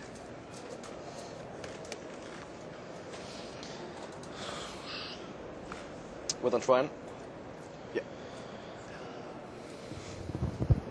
Okay, what's the life totals? This just He's in. on 8, and I'm on The 13. game that would never end has ended. And They're going to Game 3. they're going to Game 3. Torben Tweefel has taken that game, even that match at 1 game apiece. So, congratulations to Germany. That game is 1 apiece. This game is 1 apiece. Whale of the Nim. Hold. Justin, are you ready to give an update on what actually happened? Can you get ready? Cool. Good. So Whale of the Nim with Entwine is on the stack here. That That is a would... gigantic beating is what it is. Well, we can save the Grimclaw bats, but it does nail both the other creatures. Yep. That is indeed quite the beating. Yep. Yeah. He saves his bats, loses a life. Did that have a damage on it? No effects. Okay. I don't know. No, okay. Yeah, he pays a life. Dave Fonseca's at 7. Is it 11?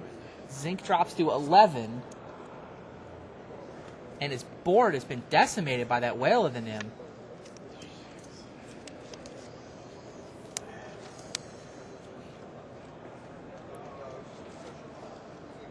And here come the beats. Dave Fonseca's got 7 power worth of creatures. And it looks like they're all headed into the red zone. 6, 4.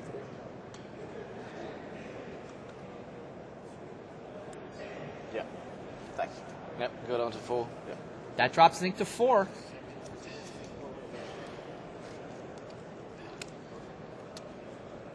I'll come to you after this game to set up the next game. So hold. Let me find a good time for you. Bruce, can you get ready to shoot Justin as soon as we're ready? Strain? If this All is right, I'll Essence find a Strain, it would spot. basically seal it, I believe. Dave Fonseca is moving his mana around. Looked like he was tapping 5. Yep, Essence Strain. Oh, wow.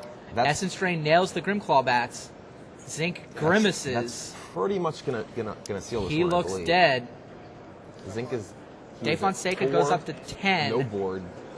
And, oh, by the way, an Arcbound Slith. Yeah, that whale was just huge. Yep. Zink Completely untaps with nothing in cleared play, Zink's board. facing down 4 creatures. It looks like this match is going to go on the board for Belgium. We'll see if Zink's got an answer. No, not yet. I don't want to hear you yet. Does Zink have an answer? I can't think of anything he could have that really answered the situation.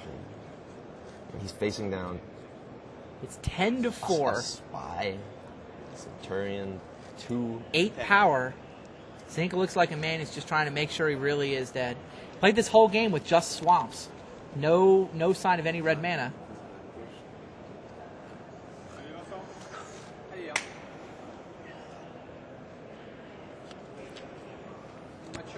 Doesn't look like he can see any way out. Don't move until you see it. Good movie. I like that movie. I don't think it's there, though. One of the greatest of all time. It's in my top 5 sports movies, actually. I get to count it as a sports movie, right? Sure. All right, good. I just count it as an awesome movie. For those who are curious, that's Searching for Bobby Fischer. Yep.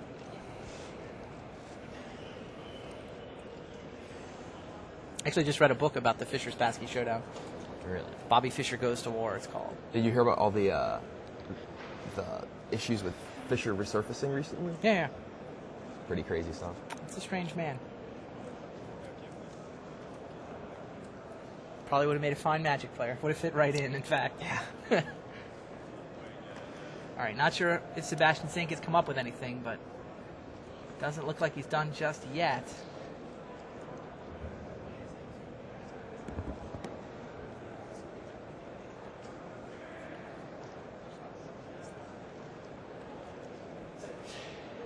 Fonseca just sitting back, chewing on his pen.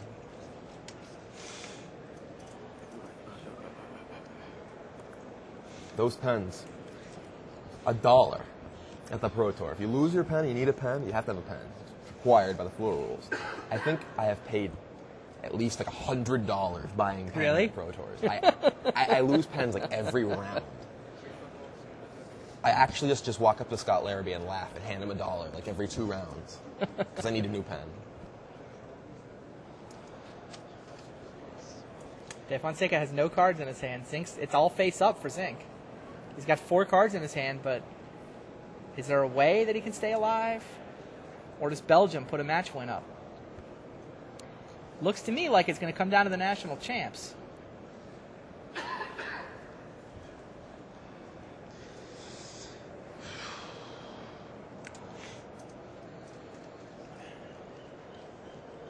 I think he's just stalling for airtime now.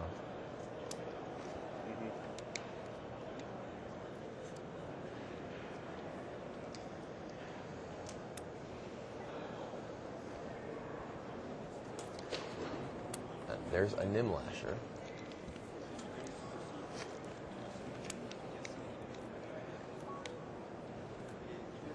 And a Condor. Nimlasher and a Condor. Is that enough to survive the next turn? I mean, he'll live, I think. Yeah, he can. But I mean, he'll... The Nimlasher, Not is that gonna big enough to accomplish trade with anything. Centurion? No, It's it's not, not. right? Yeah, this doesn't accomplish anything. Yeah, this just... I mean, I don't... Yeah, I he think says he's go. just dead. I mean, can't. I think he's going to take 3 down to 1. Just attack with all your creatures. Yeah, just shove him in. Zink doesn't... He's upset. He does not want to lose this. He's trying to figure out what... There's got to be a way. Did I do something wrong? I didn't have a mountain. He finally did draw the mountain that turn. He wants this so badly. You could see yesterday when they clinched, he was fighting the tears. He won the match to put them through to this finals. Ça fait 2 points. He was very emotional. Really wants to win.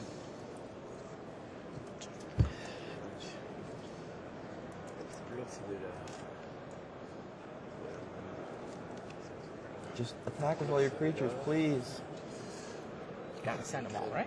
Yeah, I mean, it's... I don't think it's even really a choice. Like, you just attack with everything. De là. Que 3 points. Je peux saucer derrière. Ça ferait 2. 1, 2, 3, 4, 5, 6. 6, 6, 7, 8. This doesn't seem that hard, does it?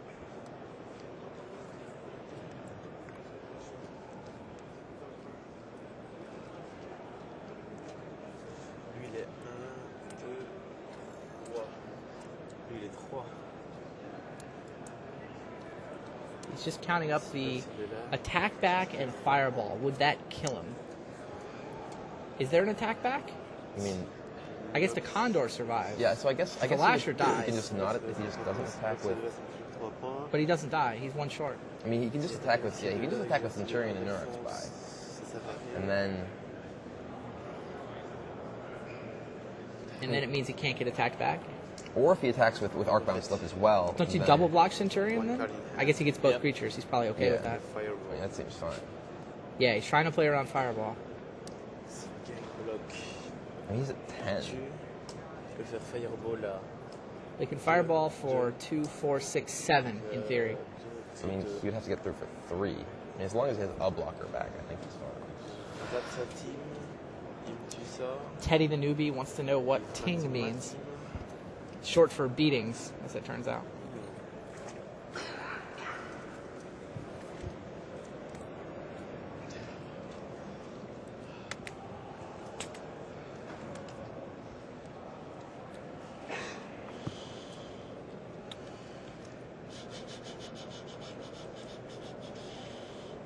Ça tape.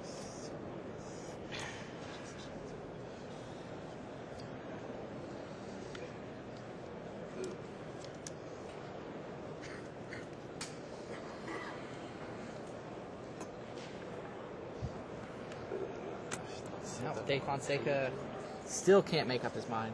Je vais utiliser Sorry, Justin. I thought this was about to end, which is why I didn't come to you. I guess we do have time to do it before this ends. What do you think? All right.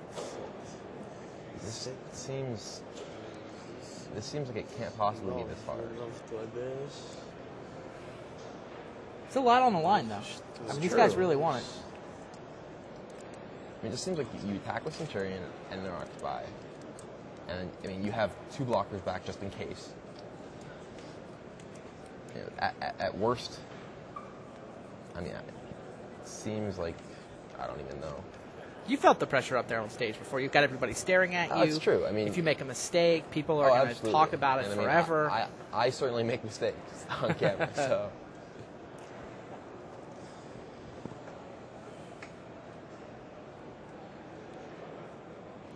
Lui qui va crever, hein. Et que lui qui va crever. T'as gagné, toi.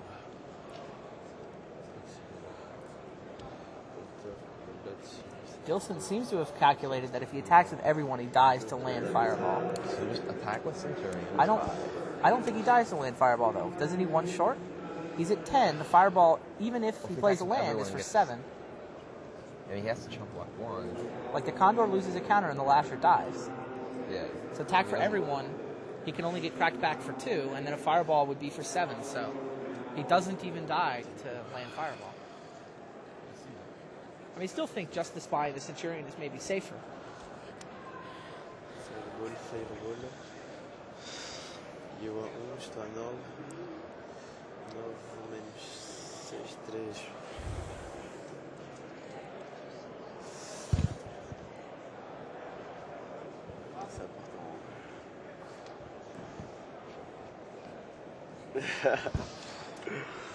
Zink desperately hoping to draw his way out of this.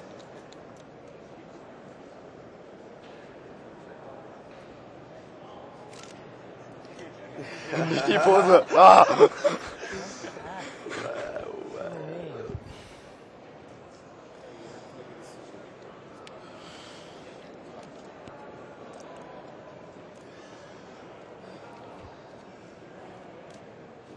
Dois. Show.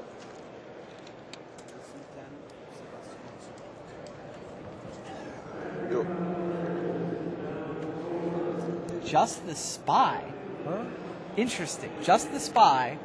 That'll drop Zink to 2. I don't understand how that That- could possibly be the correct attack. No, I don't get Centurion it. has to attack. I think that opens him up that all Zink has to do now is remove the Spy and he gets to keep playing. Right? Yeah, I mean, Well, De Fonseca settled on just the Spy. Seems like now he's like he can't win next turn if Zink deals with the spy. I don't like that attack. Not at all. There's no reason to not just kill both these creatures or force them to chump, right? I agree. Zink I think there's a matter of slowly. outthinking himself. Now Zink's thinking about the Devourer during his upkeep.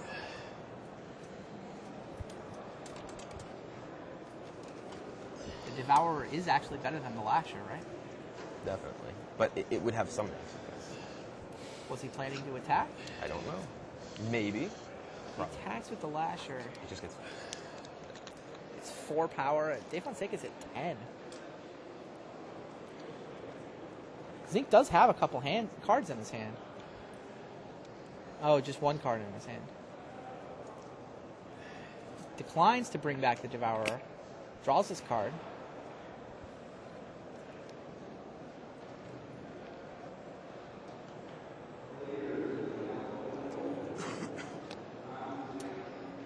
Best 2 out of 3 matches wins the world team title. Germany has won 1 match. Belgium has not put one up yet, but both the other 2 matches are in Game 3. Sebastian Zink can claim the title if he can pull out this game. But he's got to have an answer for Nurok Spy or he loses next turn. Doesn't seem like there's any way he can deal 10 damage before that Nurok Spy comes over, so it's kill Nurok Spy or die.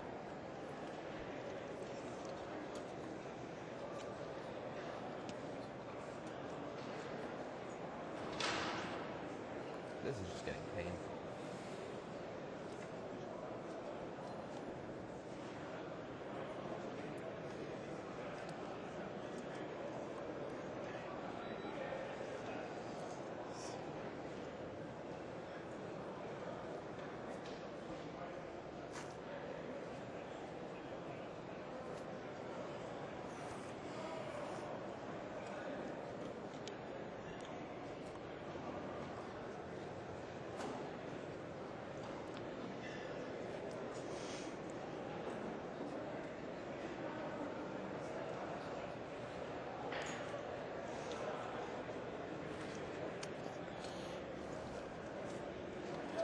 Zink looking through his options. Is there anything? Can he attack here?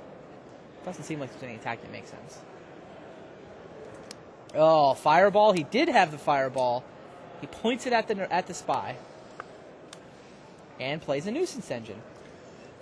Interesting.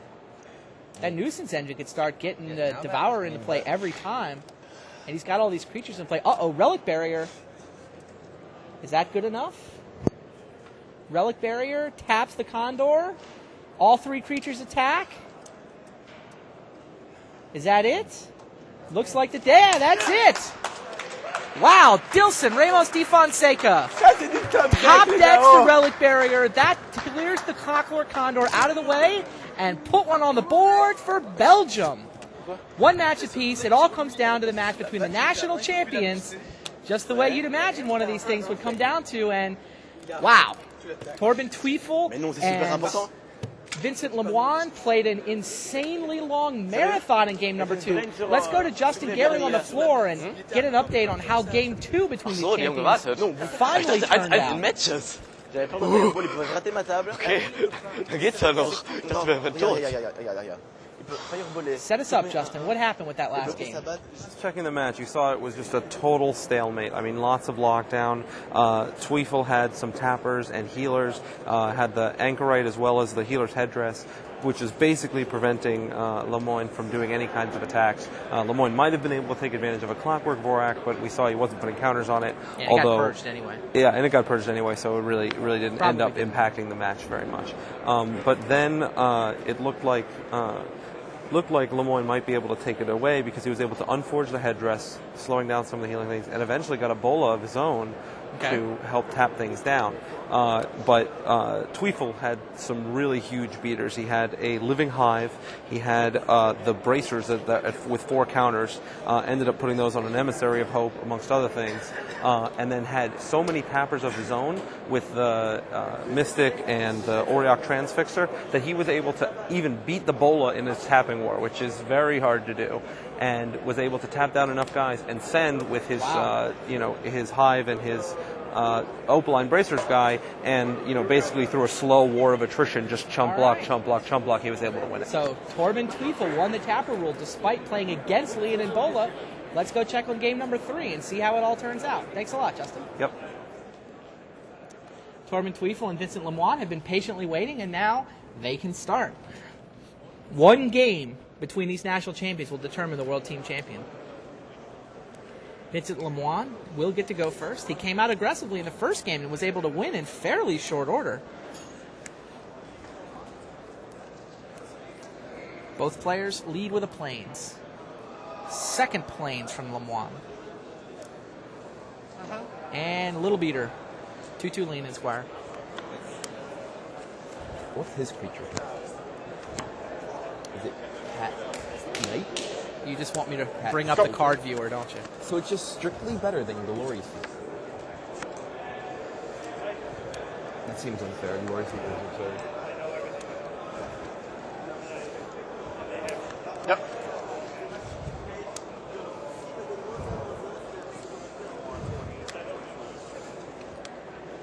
Go. All right, 20-17. 3-3. 3-3, yes. And the 3-3 dies to a Barbed Lightning. Great. My turn? Yeah.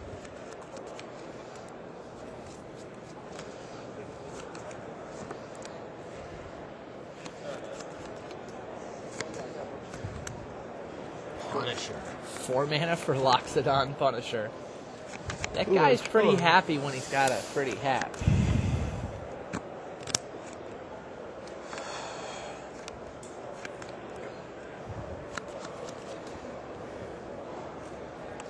Anchorite comes down and...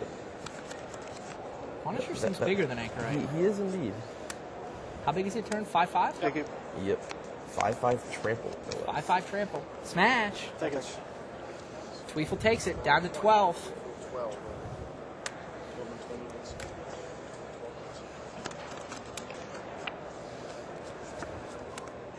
Yeah. Cool. Little 1/1 color washer. Meridian Acolyte. Only 3 countries have ever won this world team title. The USA has won it 7 times, Germany's won it once, and Canada's won it once. I think the Germans would like to keep that list at 3 countries.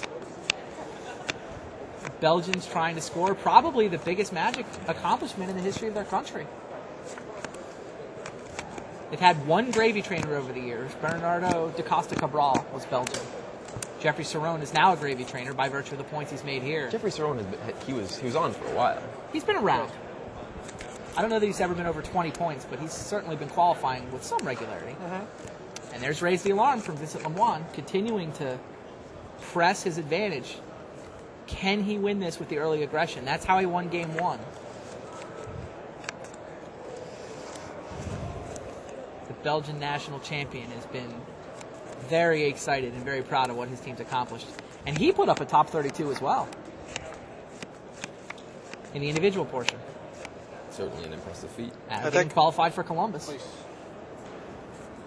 Sends everybody into the red zone. The Punisher, the Acolyte, and both the soldiers. Anchorite steps in front of the soldier. Could move the... It's Horned Helm, right? Yes. Could move the Horned Helm. Seems bad. Doesn't really accomplish much. Oh. Interesting. He's going to move and... Stand firm? He just prevents damage. And stand firm. Keeps his soldier alive. I It deals guess. 3 less damage, though, right? Interesting. So he's going to wind up dealing... He also forces the Anchorite to prevent damage to himself rather than preventing damage to... I guess it. Damage to Tweefel. So the net difference is he deals 1 less damage, but he's up a soldier token. Fair enough. It's not bad. And he gets the Scry. I mean, a lot of times you just want to cast the stand firm because you want the Scry. True. Did he go 1 on top, 1 on bottom? I believe so. Damage? Stack damage? Yeah, 1 on top, 1 on the bottom. Damage goes on the stack, and Tweefel does indeed have the Anchorite save itself. So Tweefel falls to 8. Lemoine still at 20. And he has no play. 5 minutes.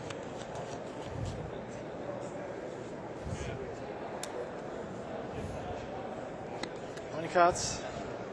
One. Doesn't kill the healer, though. Go. It's unfortunate. Why does the healer have to save itself in that world?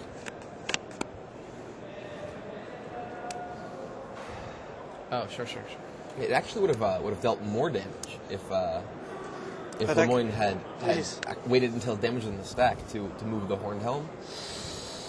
Because like one more damage, It's right? one more damage. 5/5. Trample. One damage here and there can Trample. be pretty Yeah, significant. I'll use 5/5. To begin with. So 5/5 Trampler and 3 1/1s. Oh, Tangle Spider. That helps. Seems like Torben Tweefel plays the Tangle Yeah, he Spider wants to get and rid of that. double blocks the Punisher. That's 5 damage. That's enough to kill it. Unless Lemoine's got some trick, I but believe he the just life totals used that his we have- stand firm. I believe the life totals are incorrect. on Yeah, the it's screen. 20 to I believe 8. Tweefel's at 8. 5 damage on you. Renter to me. And Lemoine deals all 5 damage to the Anchorite. That's enough to So the Anchorite's knock dead. it off the board. Loses his Punisher, but he does deal 3 damage. Well, only 1 because of the Anchorite. So Yep. Tweefel's down to 7 now. And a Prowler joins Lemoine's side of the board. Tangle Spider against 2 soldier tokens, a horn-helmeted Skyhunter Prowler, and a Viridian Acolyte.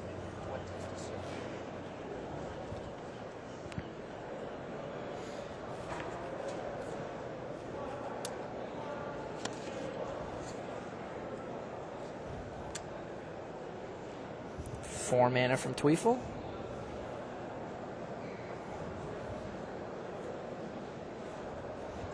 Or not. Or not.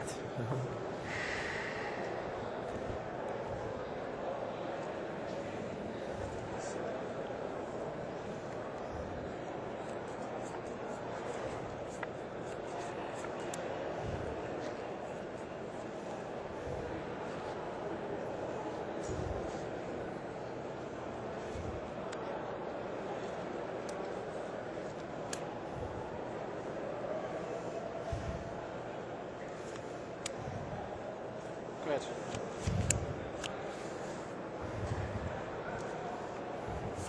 What did he play? Tango Golem. A large fellow.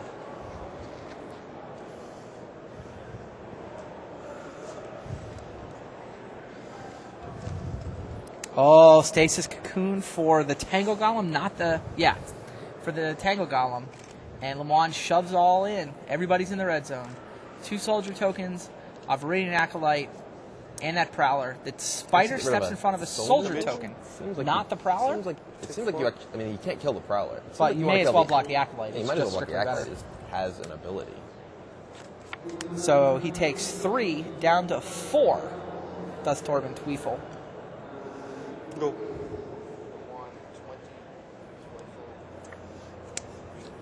Oh, he's down to 3. Yeah, 3. 3 is not high.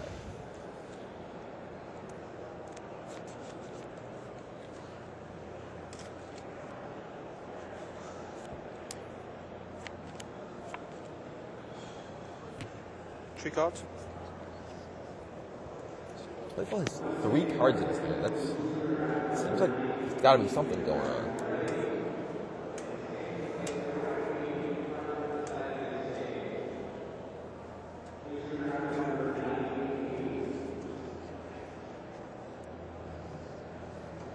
What does Torben Tweefel need to do? That's a start. Well, creeping mold the Hornhelm, that's a start. Great. He's still going to take 2 damage down to 1 this turn, right? Yeah, Unless he's got a trick. He's still in bad shape. That 1 point of damage that Lemoine missed earlier is actually relevant here. Yeah. He'd have lethal damage on the board. Yeah, he'd actually kill him this turn if he'd squeezed in that 1 additional point of damage earlier.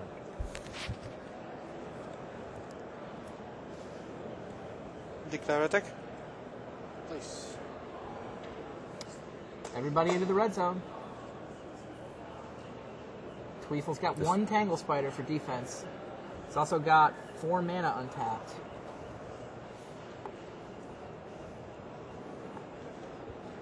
Tangle Spider steps in front of the Prowler. Damage. Lamont content to deal 2 damage and drop Tweefel to 1.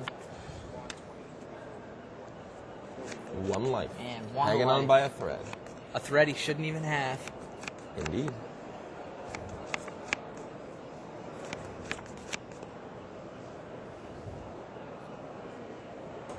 Three cards still.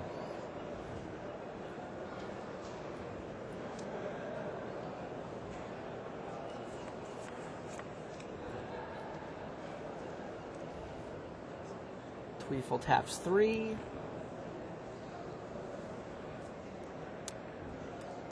Emissary of Hope. Not something he particularly wanted to trade for a 1/1, but desperate times.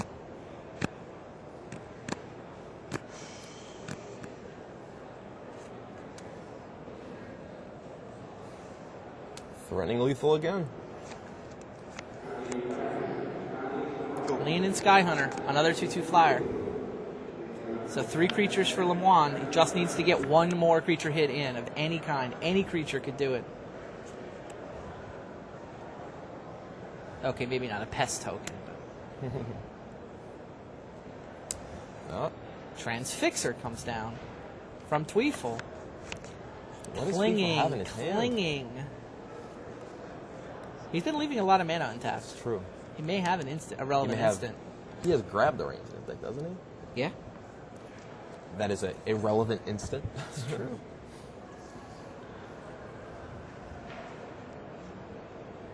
Go. Lemoine's got 6 mana and he just has to say go.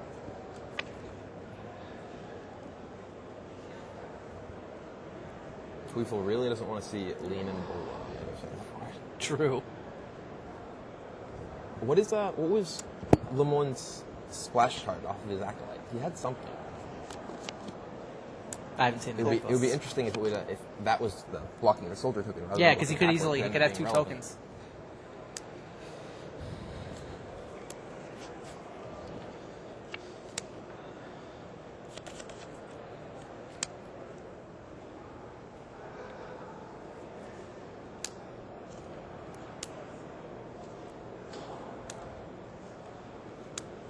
And now Tweefel's got Tel'Jallad's Chosen. Go ahead. He's stabilizing slowly but surely. Go.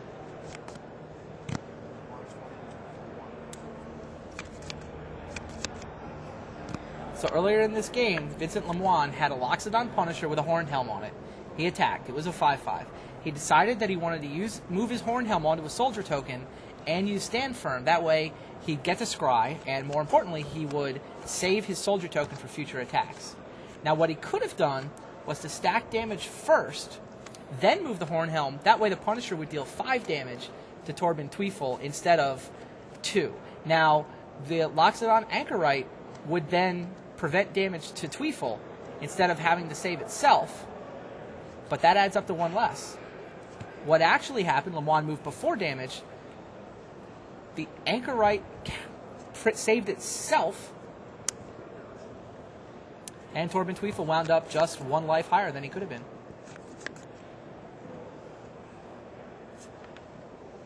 Now Torben Tweefel's actually on the attack. Damage. Emissary of Hope attacks. Lemoine trades. Lean and Skyhunter dies. Go. Lemoine still just a grip full of land.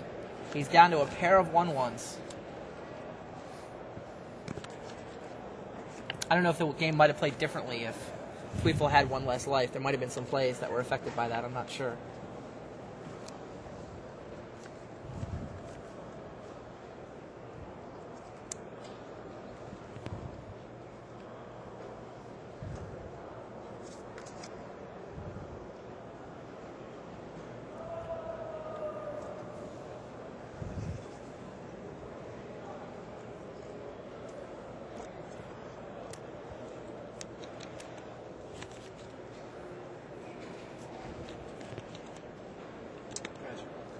As player B, Justin.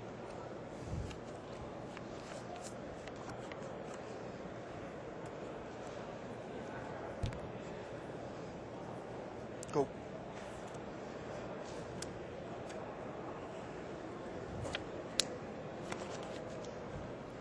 They will.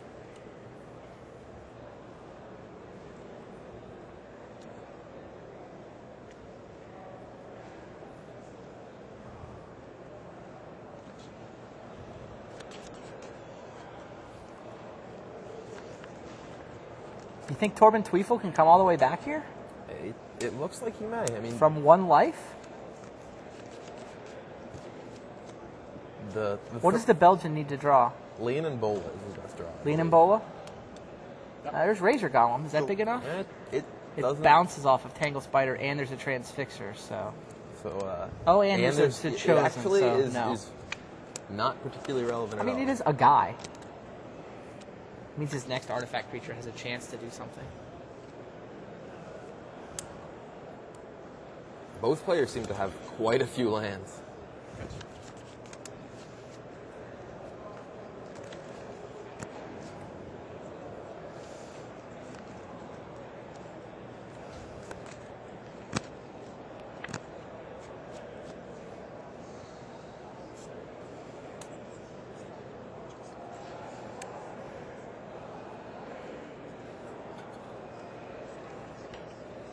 The winner of this match gets $30,000 to split amongst the three of them. The losing team gets $15,000. So, $5,000 each difference. And I gotta say, getting your name engraved on the World Team Trophy, it's a pretty big deal.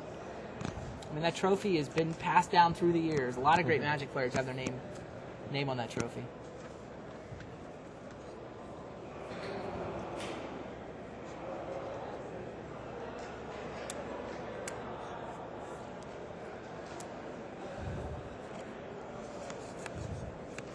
Lamont furrows his brow. Living Hive. Nods. 1 point. Hive. Uh-oh. Living Hive? Yes. Match. Living Hive for Torben Tweefel. That's the sort of card that can completely turn this game from a stalemate into a mauling. Tell the guys at home exactly what it does. Living Hive is it's a 6/6 trampler, and whenever it deals damage to a player, it puts that many 1/1 insect tokens into play. So Limon has himself a pair of 1/1s and a Razor Golem that's getting tapped down by Transfixer, and those 1/1s not going to do so much when Tweefel just starts producing hordes of 1/1s himself.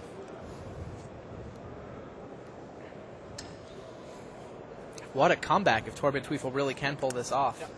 Declare attack. Take step.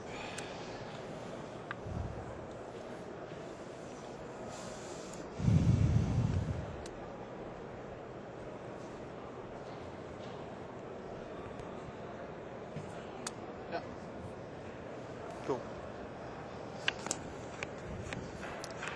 Oh, that soldier token's got a... Boom. Oh. Unforge. Bye-bye Scimitar. Nails the soldier token. Here Vincent comes Lemoine is down Living to... Hive. Here comes Living Hive. Lemoine is down to one Viridian Acolyte and a tapped Razor Golem.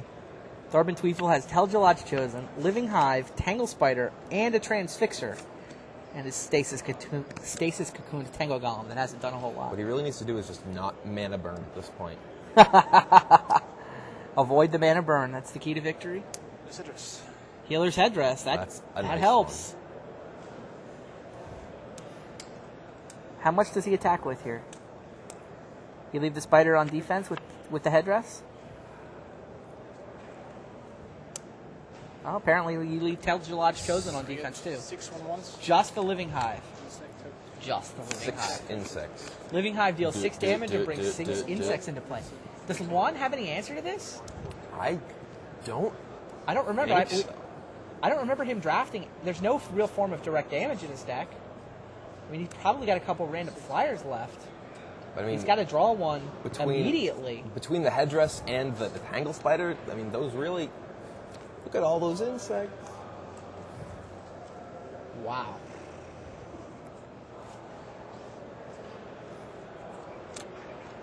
Jeez. All of a sudden, Torben Tweefel, all the way back from 20-1. We could see it. Yes! There it is. All the way back from 20-1. You're so good with that. Torben Yeah, I know you. Tweefel, ladies and I gentlemen. plan to- Congratulations to Germany. The Germans are the 2004 Magic the Gathering World Team Champions. Second time in that country's history that they've won the team title. Wow. Great match of Magic. Many great matches of Magic. That was just fun Absolutely. to watch. Another handshake. High fives all around. Whew. And we're not done yet. Oh no. Coming up momentarily, we will crown an individual world champion. Brian and I are going to take a quick break. We're going to roll a couple of the videos we filmed over the course of the weekend. We'll catch our breath, and we'll be right back with the individual world championships. Stay tuned.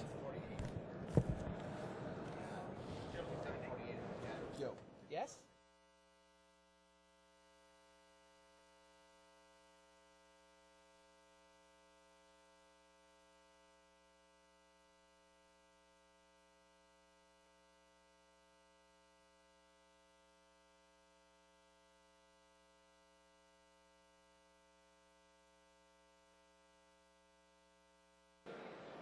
If there's one thing we've learned at this year's World Championships, it's that Magic Online has changed the face of Magic. Players everywhere are now able to compete with the big boys, and this competition is closer than it's ever been. I went around